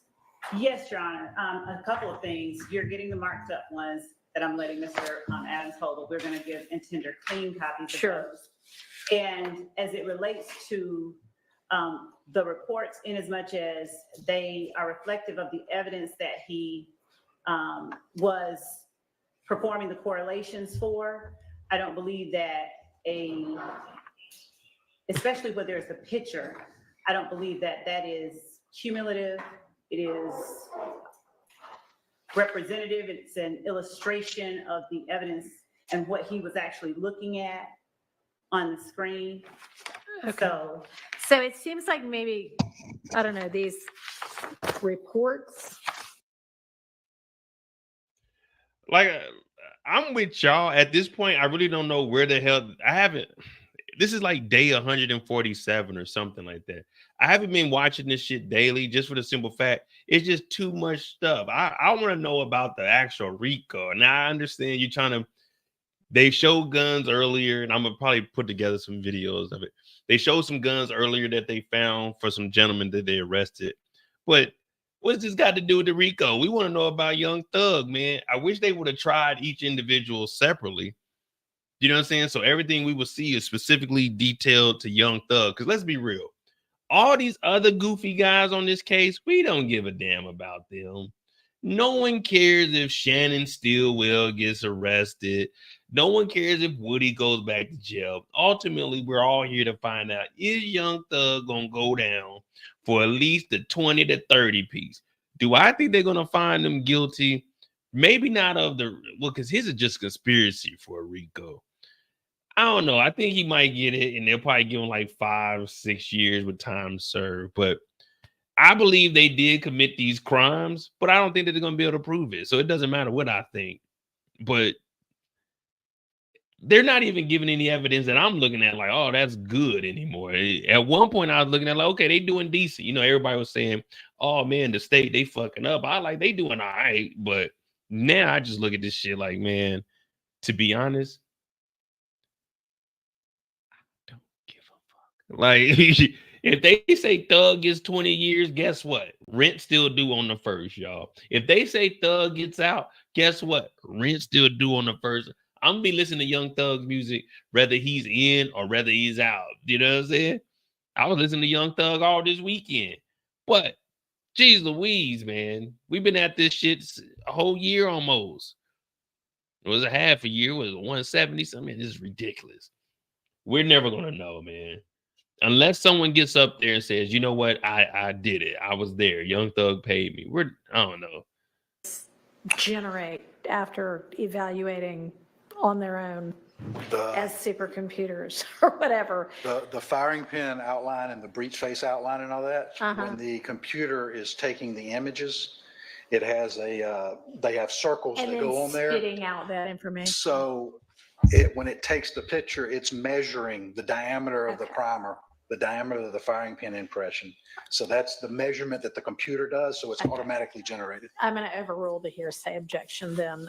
So not the reports, but the pictures in the IBIS, those documents are admitted over hearsay objection. All right, I'm going to hand all these back and y'all can sort out what actually goes in. Sure. All right. Is there cross? All right. All right, let's see if they can get this out there. And Your Honor, I'm giving these to. Okay, and so the A's and the B's would be the things that are from my records, or why don't y'all just, even at the end of the day, you can tell me what it is. That'll be fun. That'll work better. What are you, a celebrity now? As I passed the witness, I was demonstrating with the witness the photograph, what they're looking at. Right. I can do that on redirect with court's permission and Mr. Adams. Okay, that's fine. However, doesn't matter. That's fine. Okay. All right, may I proceed? Yes. All right, Mr. Kilgore. Yes, sir. I've got just a couple questions for you, if that's okay. Okay. And you and I have had a chance to chat briefly about these reports that you have in court with you today. Is that true? Yes, sir. All right. So I want you to help me, if you can, to just kind of break it down, because you've testified for a while, but I think, and you correct me if I'm wrong, that we can kind of simplify it this way. You are not a firearms examiner. I am not. Okay. So a person that actually looks at evidence and makes a determination, for example, of whether a particular cartridge was fired from a particular gun, is a firearms examiner. That's not you. Correct. Okay. In your capacity, and you work for APD. Yes, sir. Right? You work with their lab. Yes. All right. What you do, if I heard you correctly, is that you receive items of evidence tied to particular cases, right? Yes.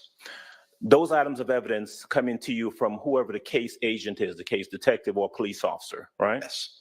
So, for example, a detective, I'm just using this name, Thorpe, might submit cartridge cases to the lab for them to be recorded, analyzed, for you to examine their characteristics. Is that fair? Yes. All right. You were asked on direct examination, okay, who's the suspect? What's the suspect name or the victim name or something like that? You remember those questions? Yes. That's not something that you do. You don't make a determination as to who a potential suspect is or who a potential victim is in a particular case that comes to you, right? No, we only record what comes in the packaging or a submission form. If it has that, we just record what's there. Okay. So the submission form is, as you reference, when you get those items of evidence, and hypothetically, I'm talking about, let's say, some shell casings, right? You would have a submission form that has those items, and it has some information, usually filled out, I presume, by the detective. Yes. That has the name of a potential suspect, the name of a potential victim, perhaps. Correct. All right. You would not know whether that's accurate or not. That's just the way the information comes in. Correct. A detective, for example, may label someone as a suspect. Later on, may turn out that person's not a suspect. Correct. All right. You have nothing to do with that. Nothing. All right. And you can't vouch for the accuracy of those recitations by the detective or the case agent or police officer. Correct. All right. You get the items. It may be a cartridge case. True? Yes. Maybe a gun. Yes. It may be a projectile, perhaps. We Or not? sometimes get projectiles, but the knifing system is not set up to do projectiles. Okay. In the case of, for example, a cartridge case, a shell casing, you would do a visual inspection, that may be the wrong word, analysis of it to determine what some characteristics that it may have. Correct. Right? All right. Once you've done that, you input those findings into the machine. Yes. Is that right? Is there a step in between that, or am I still on the right track? No, once we determine which cartridge case, then we'll pick that cartridge case and it gets entered into the knifing machine. Okay, so just to break that part down a little bit, you may have an evidence submission that comes in with 10 cartridge cases, right? Correct. You'll pick maybe one out of those 10. Correct. If once we triage it. Okay, triage. Triage is what I explained earlier. So if we get 10 cartridge cases and 5 of them are 9mm and 5 of them are 40s, we'll separate those out first by caliber. Right. And then from there, we'll look at the firing pin impression. You know, if they're all circular, then we'll look to see if we see any similarities. There you go. And then pick one. Okay. But if there's there you go, like no similarities or they're different shapes, then we'll again separate it out into another group. Okay. But that's just triaging to do a preliminary, I guess, a division of them. Okay. They have similarities, then you pick one out of that group. Correct. Okay. All right. And again, that's not a final determination. That's just kind of preliminary determination. Preliminary, correct. Once the firearms examiner looks at it, they'll make the final determination to say, yes, all of these came from the same firearm, or no, they didn't. Right. But when it's there with you, that determination is not being made there. I cannot do that, no. Right. You put it into the machine, and the machine, and that's the, what is it called? The IBIS 3D HD? Yes. Okay. You put it into that machine makes a determination, the machine does, that this particular item may be matched to another item in its system, in the NIBIN system. Correct. Okay. right, kind of like a fingerprint, perhaps. Yes, All right. similar to the APHIS system, yes. Okay, like the APHIS system where you got a fingerprint and the machine may say this fingerprint is a potential match to a fingerprint from some other case. Yes. Okay, all right. Now that's not the end of it though, because once that determination is made that there is a quote unquote lead by the machine, then the items are sent to a firearms examiner to make a final determination. Correct. That is why you said earlier a couple of times that the computer determines that they may be a potential match. Yes. Right? Because potential meaning it may end up being a match, it may not have enough characteristics that an expert would say. All right, so basically just trying to figure out what the hell do you actually do? You take the casings and you figure out what the bullets are. Hey man, this is the part I be talking about with this, like watching the trial. I'm trying to get into the questioning. I know we got to use the expert to figure out what is triage, what are you doing? But let's go, man. When we gonna get into the, hey, was this gun used in this crime here? That's what I want to know, man. That's why I couldn't be no damn lawyer, man. This is the boring part right here. I don't want to do, I want to do some cross-examining. I want to ask the real questions. I don't care what you did. What did you find out? Right. It doesn't tell you, even if there is a potential match, one case to another, that item, let's say a gun, was used by the same individual in one item versus the other. Correct. Okay. All right, give me 1 second if you don't mind. May I have a second, Judge? Sure.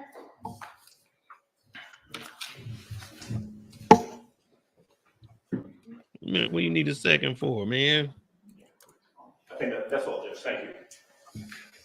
All right, thank you. Any other defense questions? No, Your Honor. Any redirect? Just briefly, I was going, so Investigator Kilgore, I'm going to try and talk loudly enough so that I can be heard here.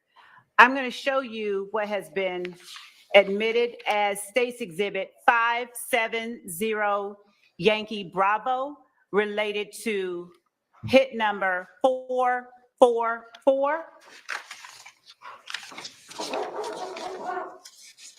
And ask you, once this has come on the screen, if you will describe for the jury what information it is that you are looking at to perform the correlation you talked about earlier.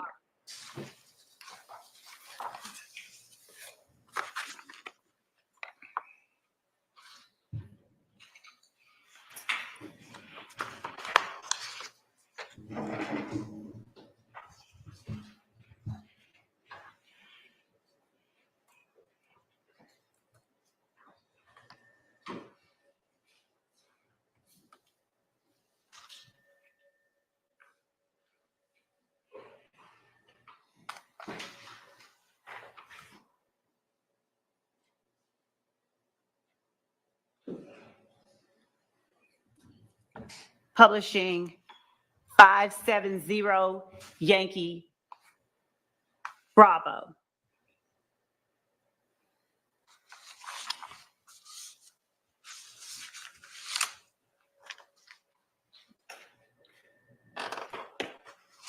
As we look at 570 Yankee Bravo on the screen, would you describe for the jury what the information is that we are y'all zoom looking at? We can't see. Just 1 shit. second, I'm going to get it down where you can see it. Look at all them PDFs. And in front of you, they don't even know let me do something and move this over. And I apologize for not asking the court's permission. That's fine. Would you describe for the jury the information that we're looking at, if you can, from what you're looking at? Yes, so this column is the reference exhibit. Crime lab number APD 2016-00748. This is the agency number 16103-1208. This is your test exhibit. Again, APD 2016-00514. This is the agency reference number here. This is the person who entered cartridge cases. This is your current state of the crime. The dates that we created the case in Ivan. Person who created it. Modification dates. Why do we need this information? Modified by the person that modified it. And I'm going to scroll up and ask you what is on the bottom portion of that first page.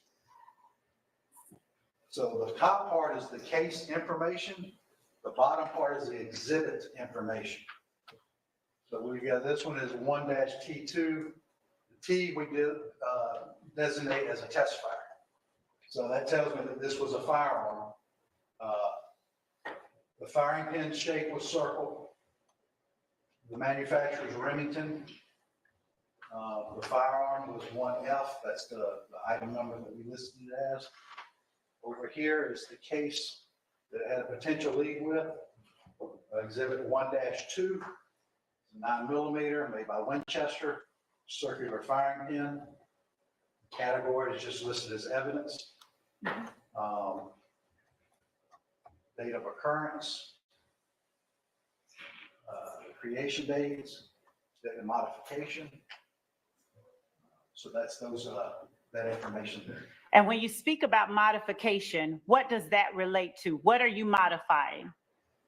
When you enter it initially, you're automatically listed as the modifier because you saved it and submitted it to the data concentrator. Now, scrolling up to the imagery. Ibis tracks HD 3D. Well, before we get to that part, what is the portion of the exhibit that we are looking at on the screen now? So the second page you would have if you have a test fire, and it exhibits the firearm information. Okay. So again, it's 1F, it's a 9mm, it's made in Czechoslovakia, it's a CZ75, and then it lists the serial number. And again, the person that created it entered it. All right. And now going down to the last portion. I'm going to actually rotate this image and ask you to explain to the jury what it is that you're looking at when you're trying to trying to see if the firing pin is circular or it is. It's slow, but it's coming. Okay, if you can see, there's a line right here. So this is actually two different cartridge cases. So this is the reference exhibit on this side. This is the test exhibit on this side. You can see how these fine microscopic striations shows us a match. all look very similar. So when we see that, that tells us that there's enough similarities to warrant a further investigation by a firearms examiner to look at it closer under a microscope. So we would designate this as a lead. It's not a match. We can't definitively say it, but that's enough to tell them there's a potential lead between these two cases. Is the image that you look at in the lab of a higher or lower resolution or the same as the one that we're looking at on the screen behind you? It's a much higher resolution than this. We're actually looking at the actual photograph on the computer. This. Oh, so what she's showing is, they're very precise. So when they stated these bullets are linked to all these other crimes and all these other cases, they're dead on. So that's what she's trying to do. I mean, I get it, but the jury's already like, hey, they already told us that 6 guns match 15 different cases. We pretty much take their word for it. You know what I mean? At this point, we don't need you to add. Is the quality? Is it a higher resolution or a lower resolution when you're in the lab? It's obviously going to be higher than this goddamn 480p TV we own, man. Not because it's not technically correct, just because we went a little bit out of order with it. Thank you for the Okay, thank you. So go ahead. You may go ahead. What were you saying with respect to the level of detail that you were able to see on the lab? Is the level of detail that you're able to see in your laboratory higher, lower, or about the same as what we are looking at on the screen? It can be higher because this is just the HD part of it and 3D, but they also have a way that you can add color to it. And you can manipulate these because it's a 3D image. You can move them in and out, and you can also enlarge it so you can see it better. When you say manipulate, are you changing the evidence in any way when you look at it? Changing when I say manipulate, because it's a 3D image, you can turn them to get the lighting right so that you can see it better. Okay.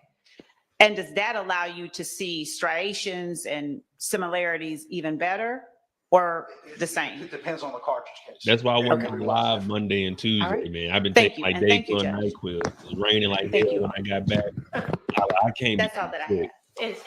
Anybody have any drinking follow-up? sorrows Okay. All right, then I think that we are finished with you and you may be excused. Thank you, Your Honor. And we're going to take a break right now. I know it's earlier than we normally do, but we're going to break now. A break? Oh, Lord. All right, we'll take a break then. I'll show y'all some of London. I'm putting that video together. Like I say,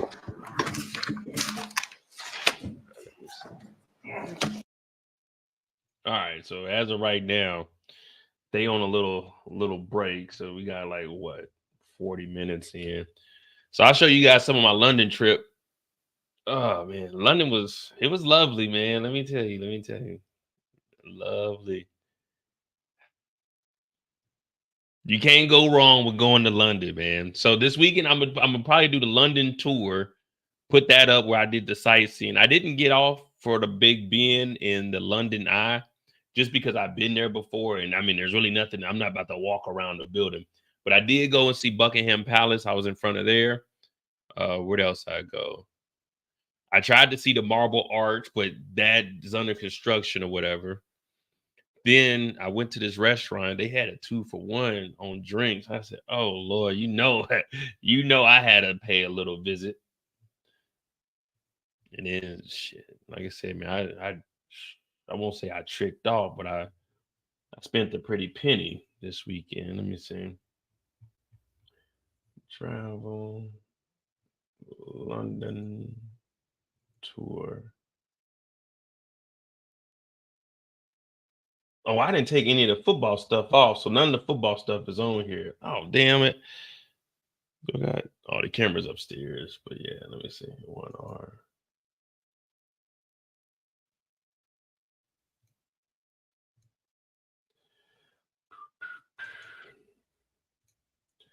Let me see what I got here. Shit, one of the buses we were on, the bus gave out. So we had to get off and switch buses, but this is on like the way back to the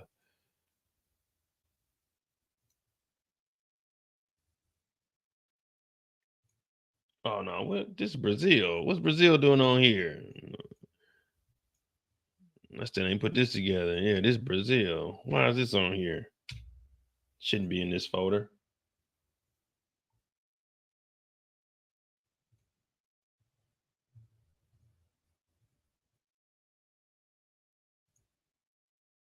What up, Detroit Kings? Like I told y'all, man, I'm trying to get my damn.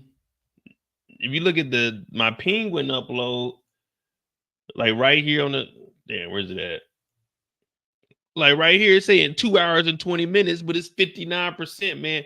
This damn Penguin thing been uploading all damn day, man. This damn recap, bro. I don't know what the hell is wrong with the internet, man. Talking about 2 hours and 20 minutes. This shit was supposed to be up at 6 o'clock today. And I got done with it at 3 o'clock, man. I don't know what the hell's wrong with my YouTube. They screwing me over. But let me see. Yeah, so here go. I think, is this? Oh, this is just riding through London.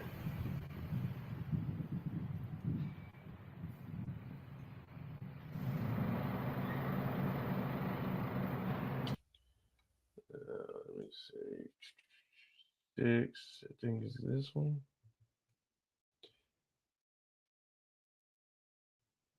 Oh yeah, so this is we coming up on the London Eye. Oh, but this is only 30. What the hell? There's the London Eye. Is it 912? I want to say it's this one.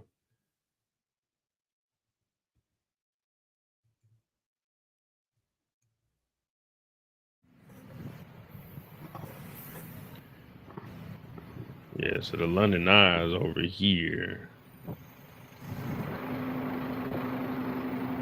I think, yeah, Big Ben's right here.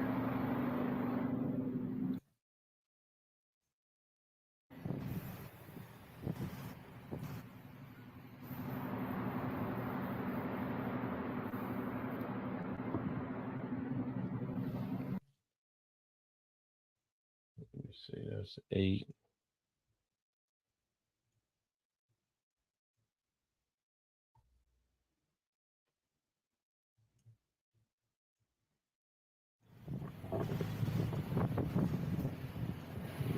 Good old Benjamin. So they redid the face, so now it's all gold. It used to be like it was just like a grayish, like matching the building and shit, but they redid that. And then I got, shoot, I think I got some even higher footage. This here.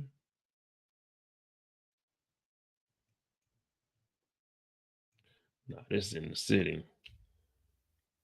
This is when it started getting dark, man. It started going down.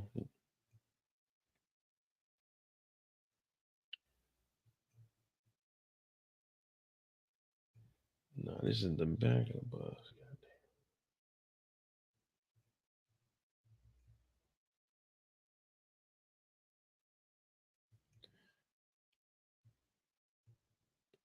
Oh, so this is right when I crossed the. All right, so we getting somewhere. We know where we at now. Hold on.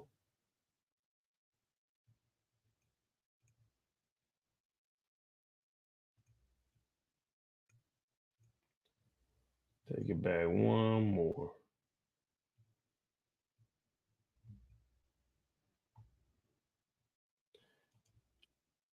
Yeah, there you go. So basically, if you do this hop on, hop off tour, it was only like 39 pounds, so like almost $50. But you get it for one day, but you can ride around the whole city. There's a red line. I stayed on the red line. Then you got the blue, and then you got the green. But for 39 bucks, you can ride around the whole city, hop on, hop off. So this is pretty cool.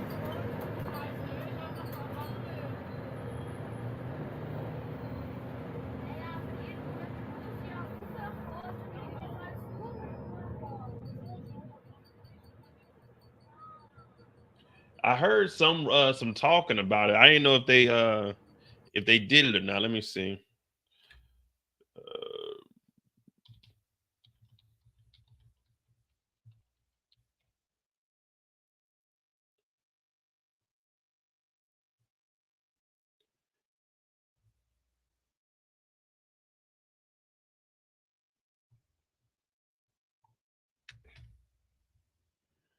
Man, don't nobody want to see no little Meech. We want to see big Meech. Pause.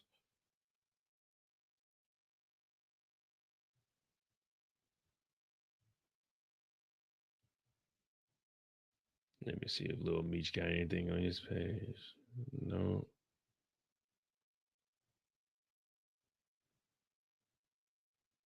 Let me see something.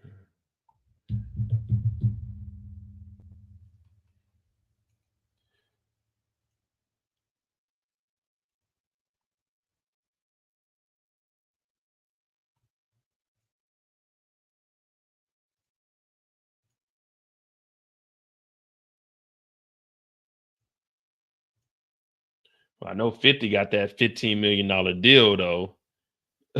What way? Yo, it didn't even sound right.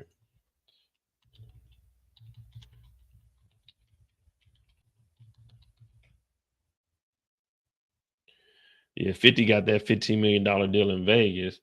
But I mean, I don't see anything that's saying it. Let me do my resources. I heard I know I was listening to a WAC 100 on the train back, and he was saying something that he might be getting released, but I ain't never seen no confirmation. If you can send me like a link or an article or something, I'll bring it up real quick and we'll definitely talk about that.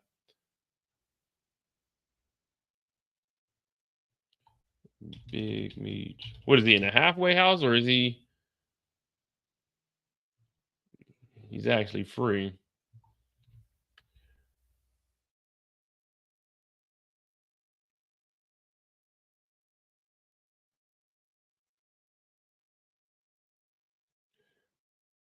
Yeah,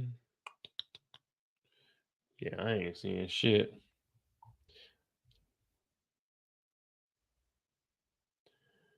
Yeah, if you got a link or like an article or something, I'll go look it up, but I ain't seeing nothing.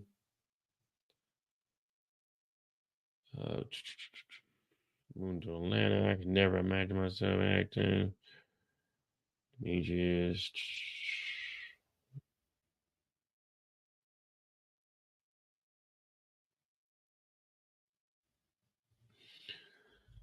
Yeah, well, I guess once it pops up, we'll look for it. But the football game was dope. Let me see some. I think I got some.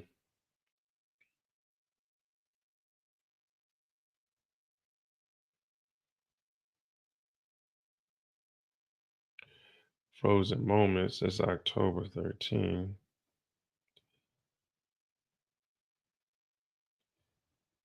I bet.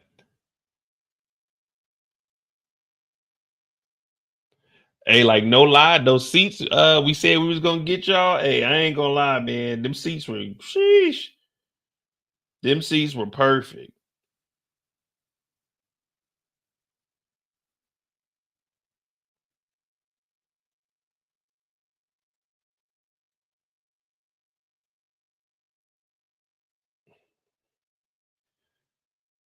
Let me see. Yeah, I just seen it pop up. Let me see.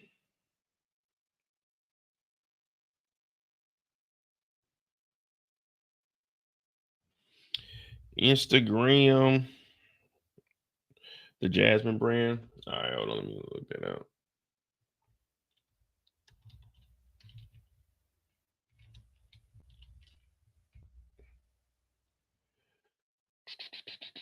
Oh, Jasmine brand.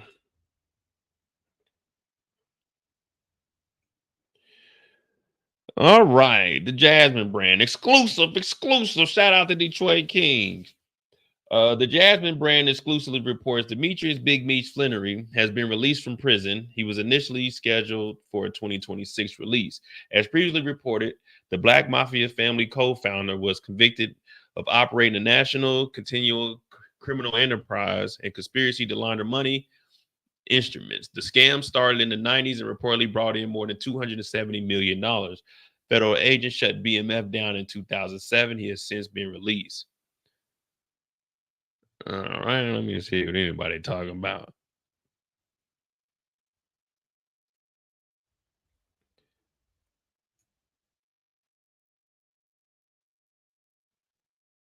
Release date was supposed to be January 27th of 2026.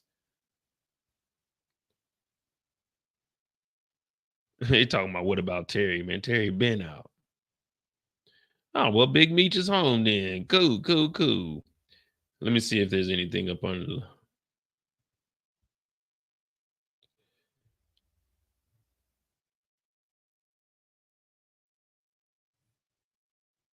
BMF. And I need me a well, Meech is what, like 58 now, man. He ain't about to be on none of that shit, man. Shout out to Big Meech though.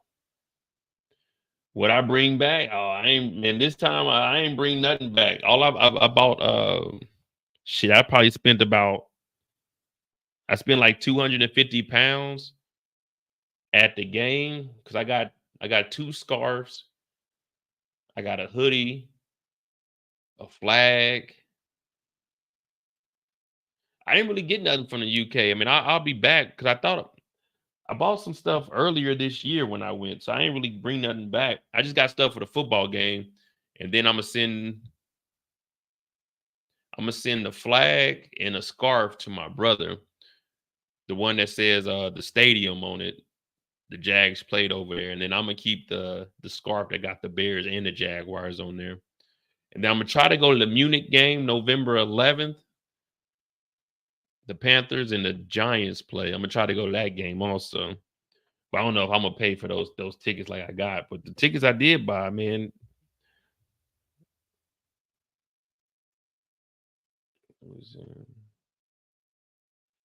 Can I share this?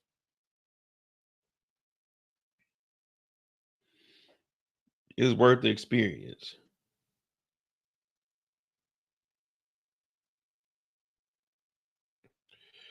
Let me see. Gmail. Can't send it that way, so I can probably do.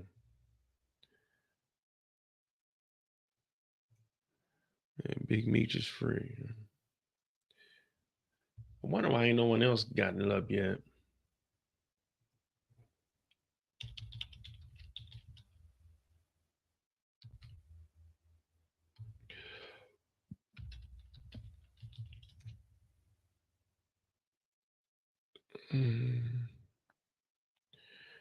See, the Shade Room said in March, but we're not going off the fucking Shade Room.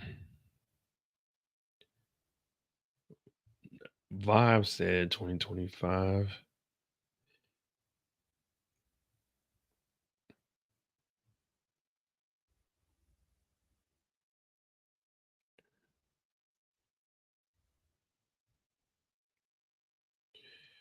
Let me see. Bluetooth.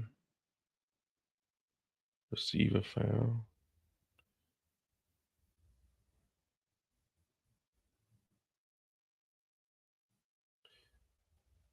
You should see a file transfer soon. Start checking file.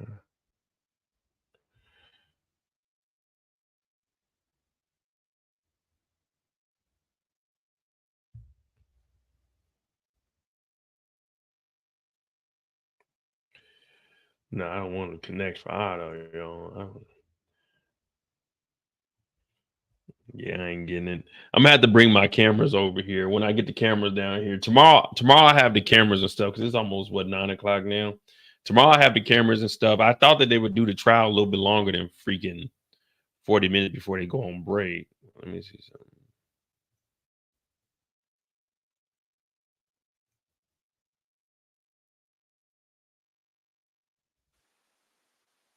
Yeah, they still on break. But I just wanted to get on here and do a little live just so I can get back into it. Like I said, I was feeling like I was gonna be up under the weather, so I had to, you know what I'm saying, switch it up on them. I had to make some moves. But I'll be back tomorrow. Tomorrow, what we're gonna do, we're gonna be on Murd3r's channel. I'm gonna probably have at least 2 trailers for sure that we're gonna do live breakdowns of that I want to see. The first one is, what's that damn movie called, man?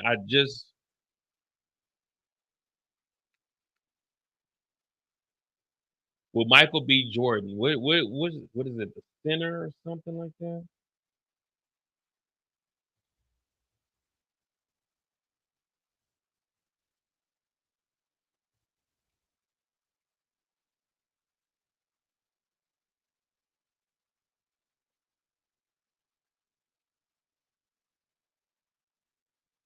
It's not gonna be out to 2025,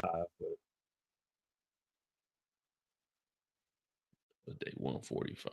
That's what I thought it was 170 something.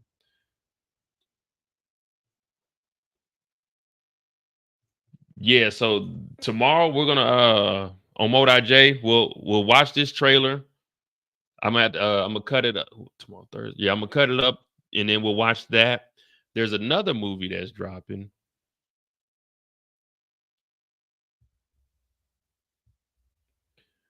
So is this movie Smile? Is Smile 2 out?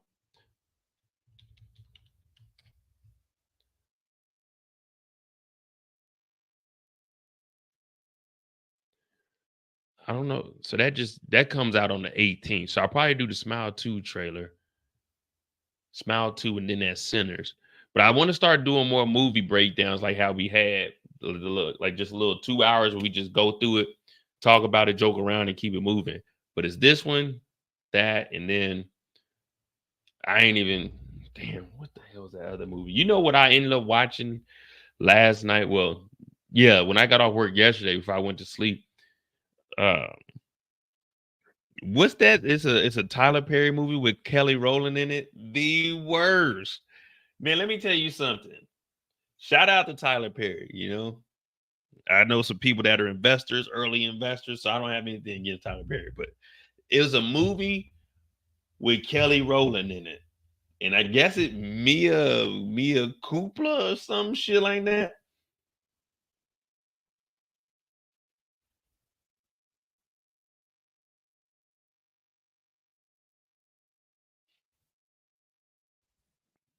I thought I was sick, man. I turned that on and went straight to sleep.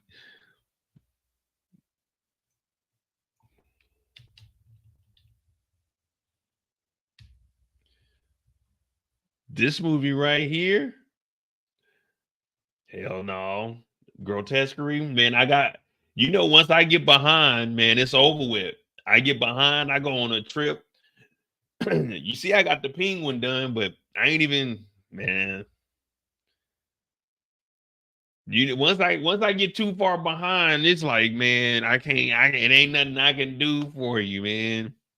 I want to, but it's like, man, I'm just too far gone, man. I don't like to play catch up.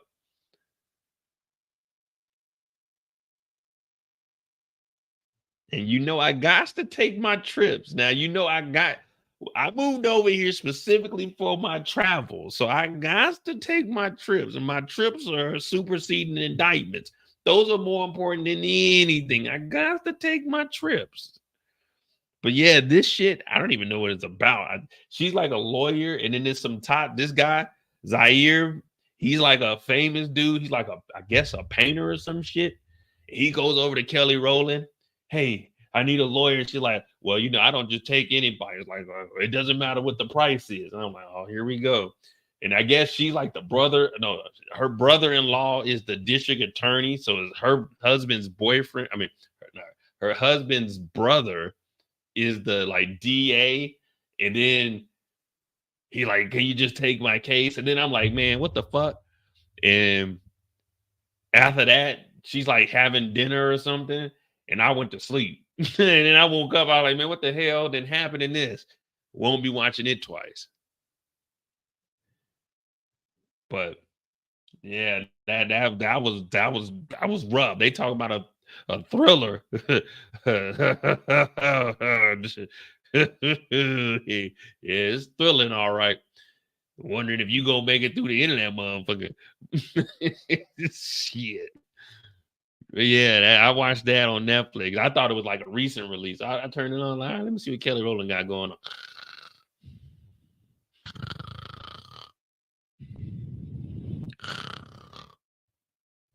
Miss Mississippi was in there. I briefly seen her. I like opened my eyes because I was hot, and then I closed my eyes again. I was like, oh no, man.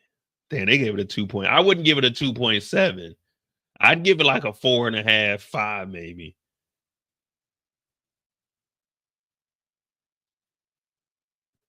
Who is this Kenny JD? Let's see what she got to say real quick. Shout out to... So I talked to a psychic, and I want to tell you guys about it. We are transferring you to your psychic.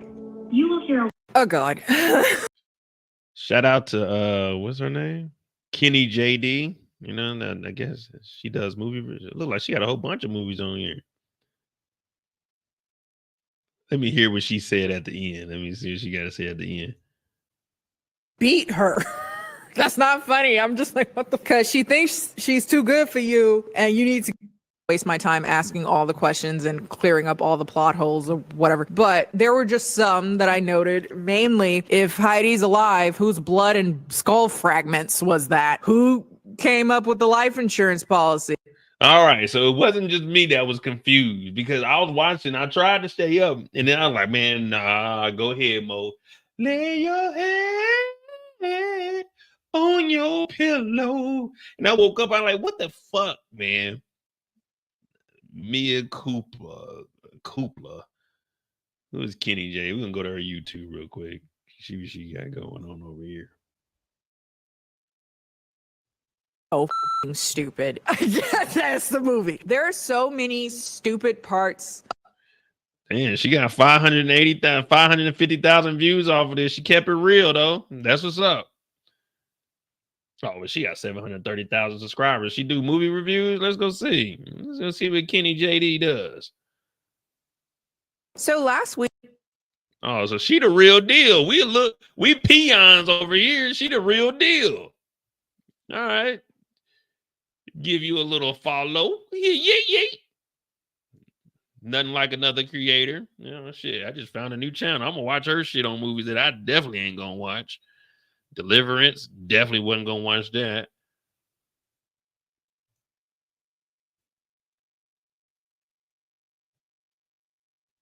Let's see what movie she got.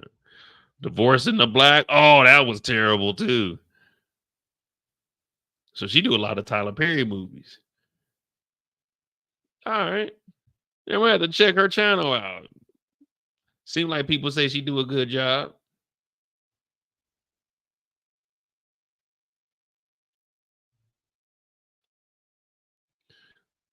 The Perfect Guy. I watched that. What the hell?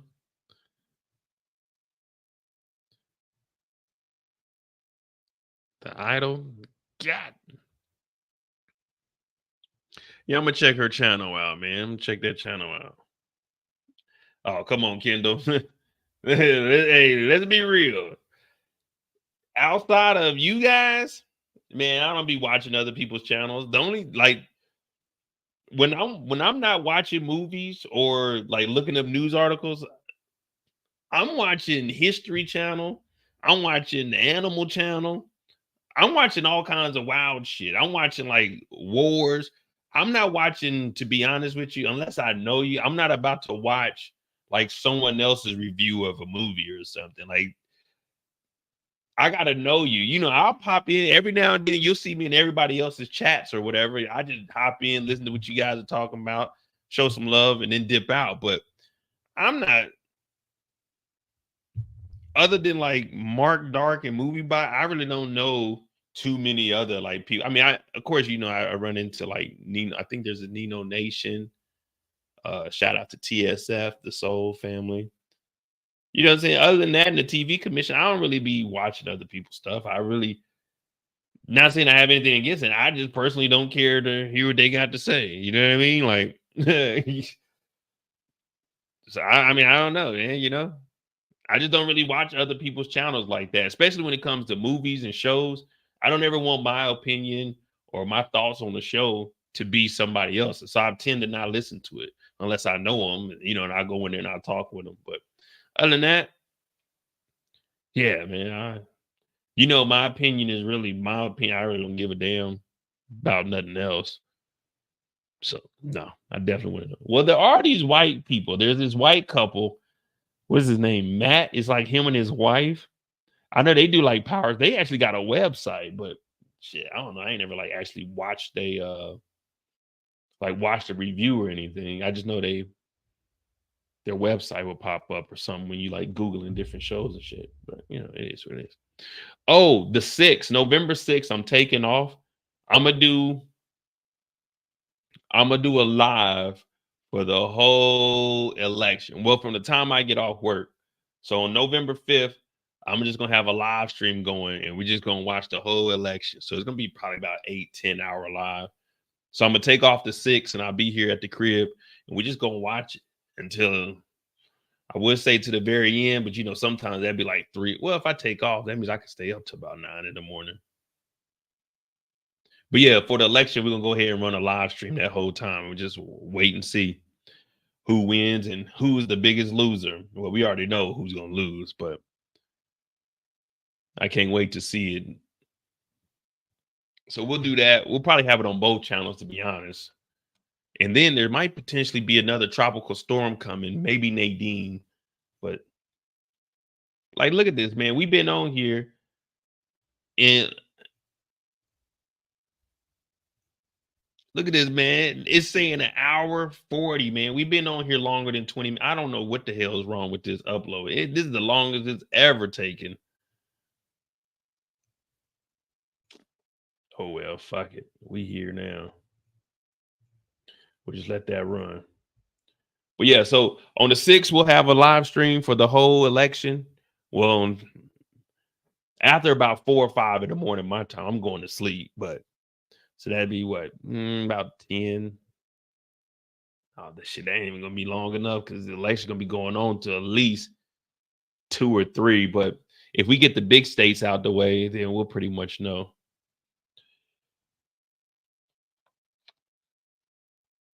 Oh yeah, I do. I watch landscaping. I watch all the guys that go do the lawnmowers that go cut grass for free. I used to watch the dudes over in Asia that were building the huts and stuff. That was always cool. But you know, that's all fake. So I do watch the lawn mowing, Yeah, the power washing the sidewalks. I watched that. There's a guy with a channel that built like a freaking huge ass pond on his land. I watched that. They be putting the fish in there. Yeah, I watch shit like that, but it's got to be like an hour-long video. I like an hour-long video. I just need something that I can watch. You know what I mean? Yeah, so I watch all kinds of stuff like that. But like as far as TV shows and movies, I don't watch anybody's reviews or anything like that. I'll join the live, especially on Sundays. Sunday mornings, I be in Pretty Girl Love Trap in her Sunday service. I like sitting in there and just listening to her talk. But other than that, you know, I pop up in Tamika's chat, her and Moochie. You know what I mean? But other than that, I'm not about to find like a YouTuber, subscribe to them, and listen to them talk about movies. Now I'll listen to like certain people talk about video games, but nah, when it comes to movies, I gotta watch it for myself. Because I don't think, not tooting my own horn, but nigga, toot, or give me a beep. I don't think nobody do it like me. I give you the nitty gritty. Now you might give me some technical stuff, some Easter eggs I didn't see, but I ain't looking for that shit. I'm looking for that action. I'm trying to figure out what the hell is going on. I'm trying to solve the puzzle. I'm trying to figure out why we seen this character at the 8-minute mark, but we ain't see this character no more in the episode or in the show. You know, that's what I'm trying to figure out. I'm trying to see, what is that waiter doing back there? Where's he taking that drink to? Who is he getting that for? That's what I'm looking for.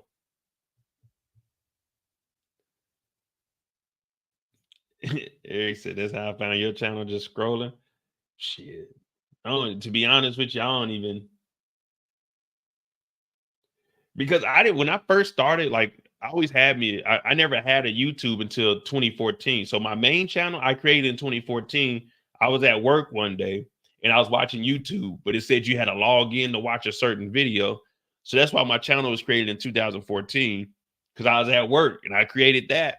And I didn't really have an algorithm at the time, but I knew I liked to watch Power. So I clicked on a trailer for Power. And that's when Murd3r came across. And I seen his channel. I was like, oh, this brother's talking about the show. Since I can't watch it because I'm at work. That's how I found Murd3r's channel. I was just at work and I looked up a Power trailer or whatever. Or I was trying to find out like when the next air date was, something like that. But after that, I was like, oh, this brother good. But so he was like the first person I started watching. I was like, man, I can do this shit. I can do this shit. But I had to wait till I got out the military. Y'all know how I be talking. I be talking reckless. I used to be drinking. I couldn't be doing all that online. I had to be sophisticated. So I was like, man, that's kind of boring. That ain't me. That ain't my personality. You know, I got to be able to curse. I got to be able to talk that shit. So I was like, man, once I get out, I'm going to start me a channel. Sure enough, I did. And in January of 2018, I said, let me go ahead and put my video out there, see what I could do with this. And here we are, about to be 7 years later on fucking YouTube. Ain't that something? Ain't that something? I said, ain't that something?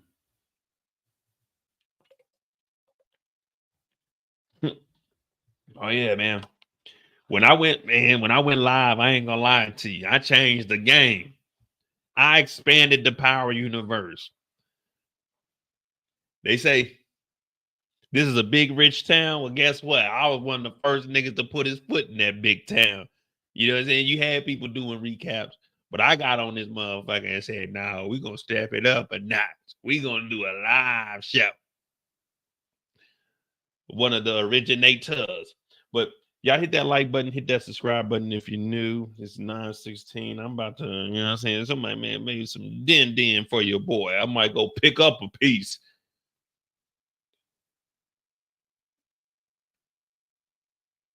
What up, Dano? What up, CJ? Oh, y'all were on Twitch. I ain't even know I had this streaming on Twitch. What up? But yeah, y'all hit that like button, hit that subscribe button. We got 500 subscribers over here. We got to get 1,000. Hopefully with the vote and shit, we could probably run it up, but we'll see. Watch Edge. Watch Edge Asleep on Prime Video. Let me see what that is, man. It better not be no weird shit. Edge of Sleep. Prime. Oh, this is a new movie?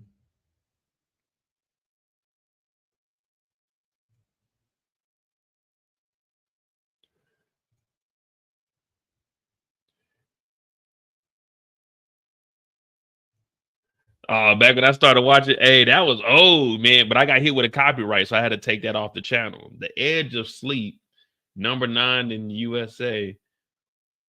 When a night watchman finishes his shift at work, he is terrified to discover that everyone in the world who went to sleep the previous night has died.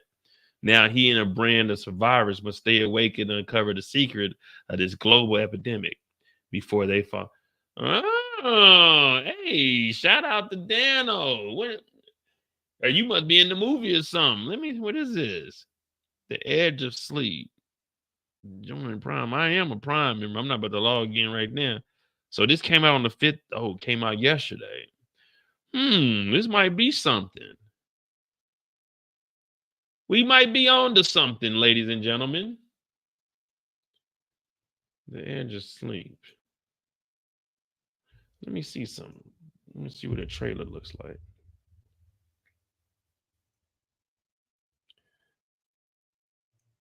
Do I know who Markiplier is? No, I don't. The plan has changed. The Edge of Sleep trailer.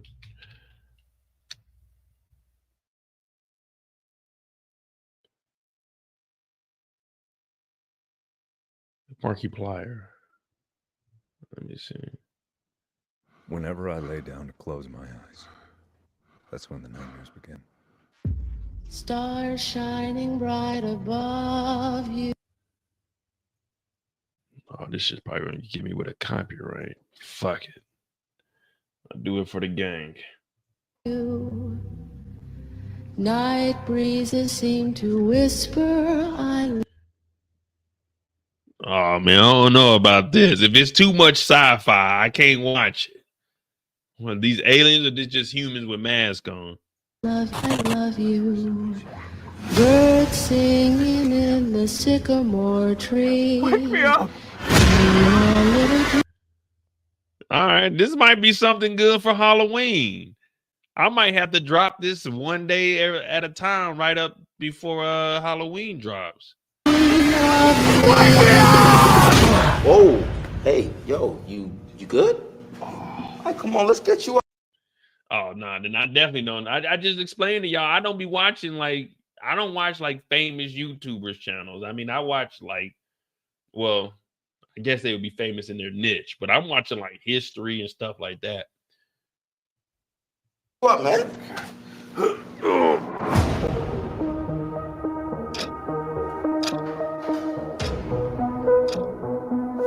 Hey, ma'am? Man, I think your daddy's... Oh, shit! Oh, so this is some independent shit that they did, and they put it on Amazon. Okay. Some help? Why were there bodies in the hallway? What the hell's going on? Some sort of virus triggered by sleep. That's impossible, right? Hello? I checked every house on this side of the street. Every single one of them died in their sleep.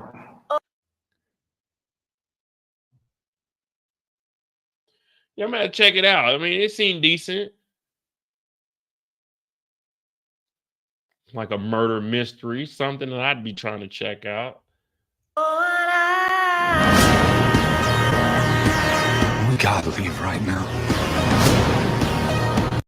Over 16 billion YouTube views and 30 million subscribers. Shitting on all you small channels. We got a TV show on Amazon Prime while your weak ass is watching the trailer.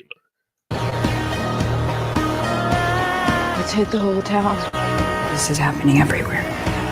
How long can someone stay awake for? You don't want to stay up past 48 hours. You start seeing things, hearing things. Horrible thoughts start creeping into your head. And then I stayed up past 48 hours, but I ain't seen nothing horrible. 72 hours. Let's just say you miss how you felt it 48 hours. Great sales pitch, asshole. My nightmares. They've been trying to warn us. They can protect us. This isn't some virus. This is an attack. By what? I don't know. It's something that can kill us in our dreams. Oh, this ain't good. Yeah, I'm gonna watch episode 1 tonight and see if I can get into it. We have to check out his YouTube channel, see what the hell he does. I mean, obviously he does something great. 16 billion views.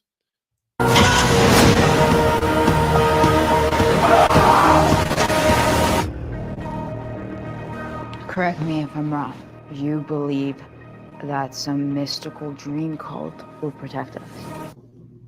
Pretty much. Cool.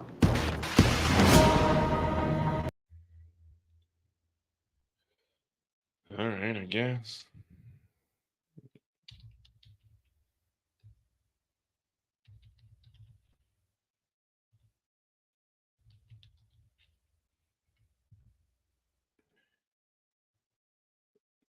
He does gaming. He has a movie that he's working on called Iron Lung.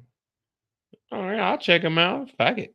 Why not? Thanks for the recommendation. I do need something else to watch right now. Oh, I know this guy.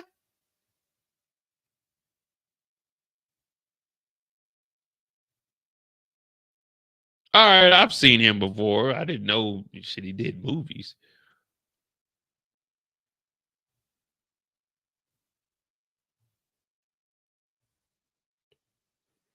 Okay, I know this guy is.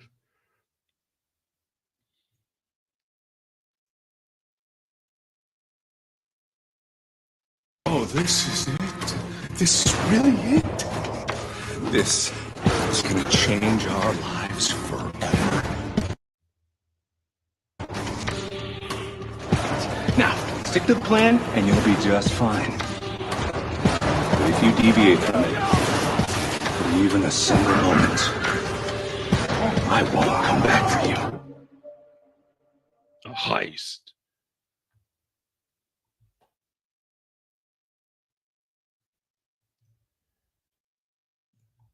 Nah, so my cousin he busy, but I got some stuff in the works with my cousin. I just gotta get back to the States. But right now he's like I told you, they showed the movie to Gerard Butler, and then he's actually doing a movie right now. He has a couple of more projects he's doing with Celine from Power, PD. Shit, I tried to who else? Got a couple of things, but you know, man, I'm kind of on my own journey right now. You know, I'm on my journey of finding what lights that fire in Mo. You know what I mean? Like right now, this first year was like I had you know what I'm saying? I transitioned over to here. I had to make back almost $30,000 in 3 months. So I had to make all that money back. Then I had to get my traveling in, and now I'm finally situated. I'm waiting to hear back. You know what I mean? So like, I really had to do, you know what I'm saying, do what was best for me at the moment. But me and my cousin, we got some stuff coming together. And if you're in Kansas City, hit me up on IG. And if you want a paid gig, they need some paid background actors for a movie that they're shooting right now. So let me know, and I can lead you in the direction of the right people. Let me see.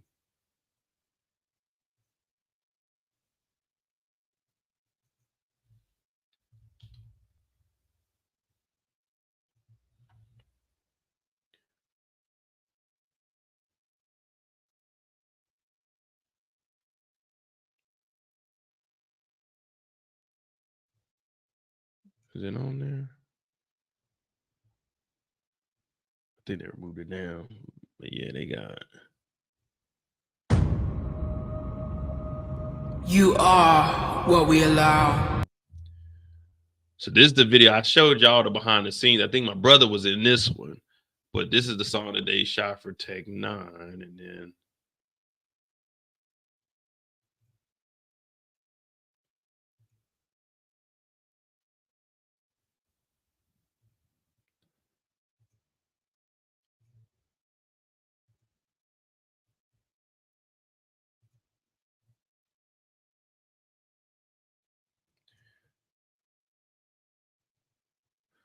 Then they did stuff for Fox, PBS, the MLB, the NFL.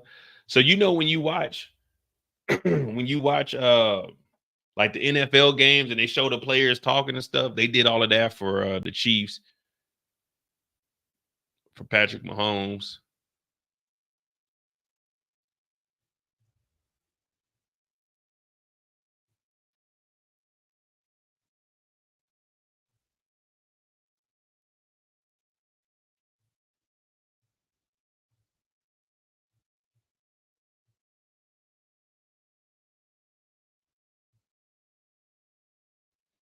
Yeah, good times. But let me go and get on out of here. Oh, they got the Gates commercial. Ollie Gates, Kansas City's most. Hey, if you go to Kansas City, man, make sure you stop by Gates. So they did the commercial for him. Famous barbecue restaurateur has built his thriving business on a solid foundation of hard work. Ollie is creative. Gates Barbecue, you got to go to school for it. Whenever you go in here, they yell at you. Hey, welcome to Gates. And he can see things that other people don't see. You got to feel it.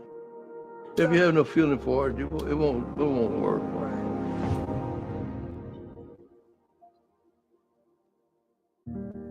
In a world that's constantly changing. All right, man, that's good. But that you may have seen.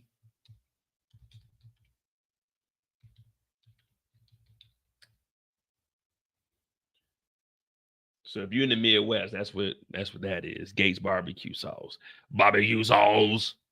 But hit that like button, hit that subscribe button. I'm about to get on out of here. I got to be at work tomorrow. I got to be there on time. You know how that go. Thank y'all for tuning in. Nah, they like, let me see. Gates barbecue.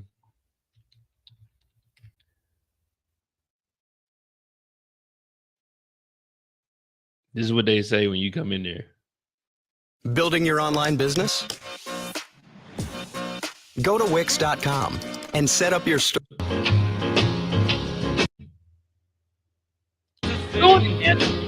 Kansas City, here I come. Will, but Kansas Bar will always probably hold one title. Barbecue capital of the world, and if you could smell the heavenly smoke coming off from this beef and pork right now, you would understand why Gates Barbecue has been serving KC for almost 70 years. Ollie, the owner, is hands-on just like his father. George Gates rode the rails, but learned so much he left his job as a waiter in the dining car in 1946 to Gates is a Kansas brag, just fact. And today, with 6 locations, Gates is a Kansas City institution. Ollie says 3 ingredients add up to success. Let's go this way, please. The first is welcoming your customers like their family and then stepping up to help them.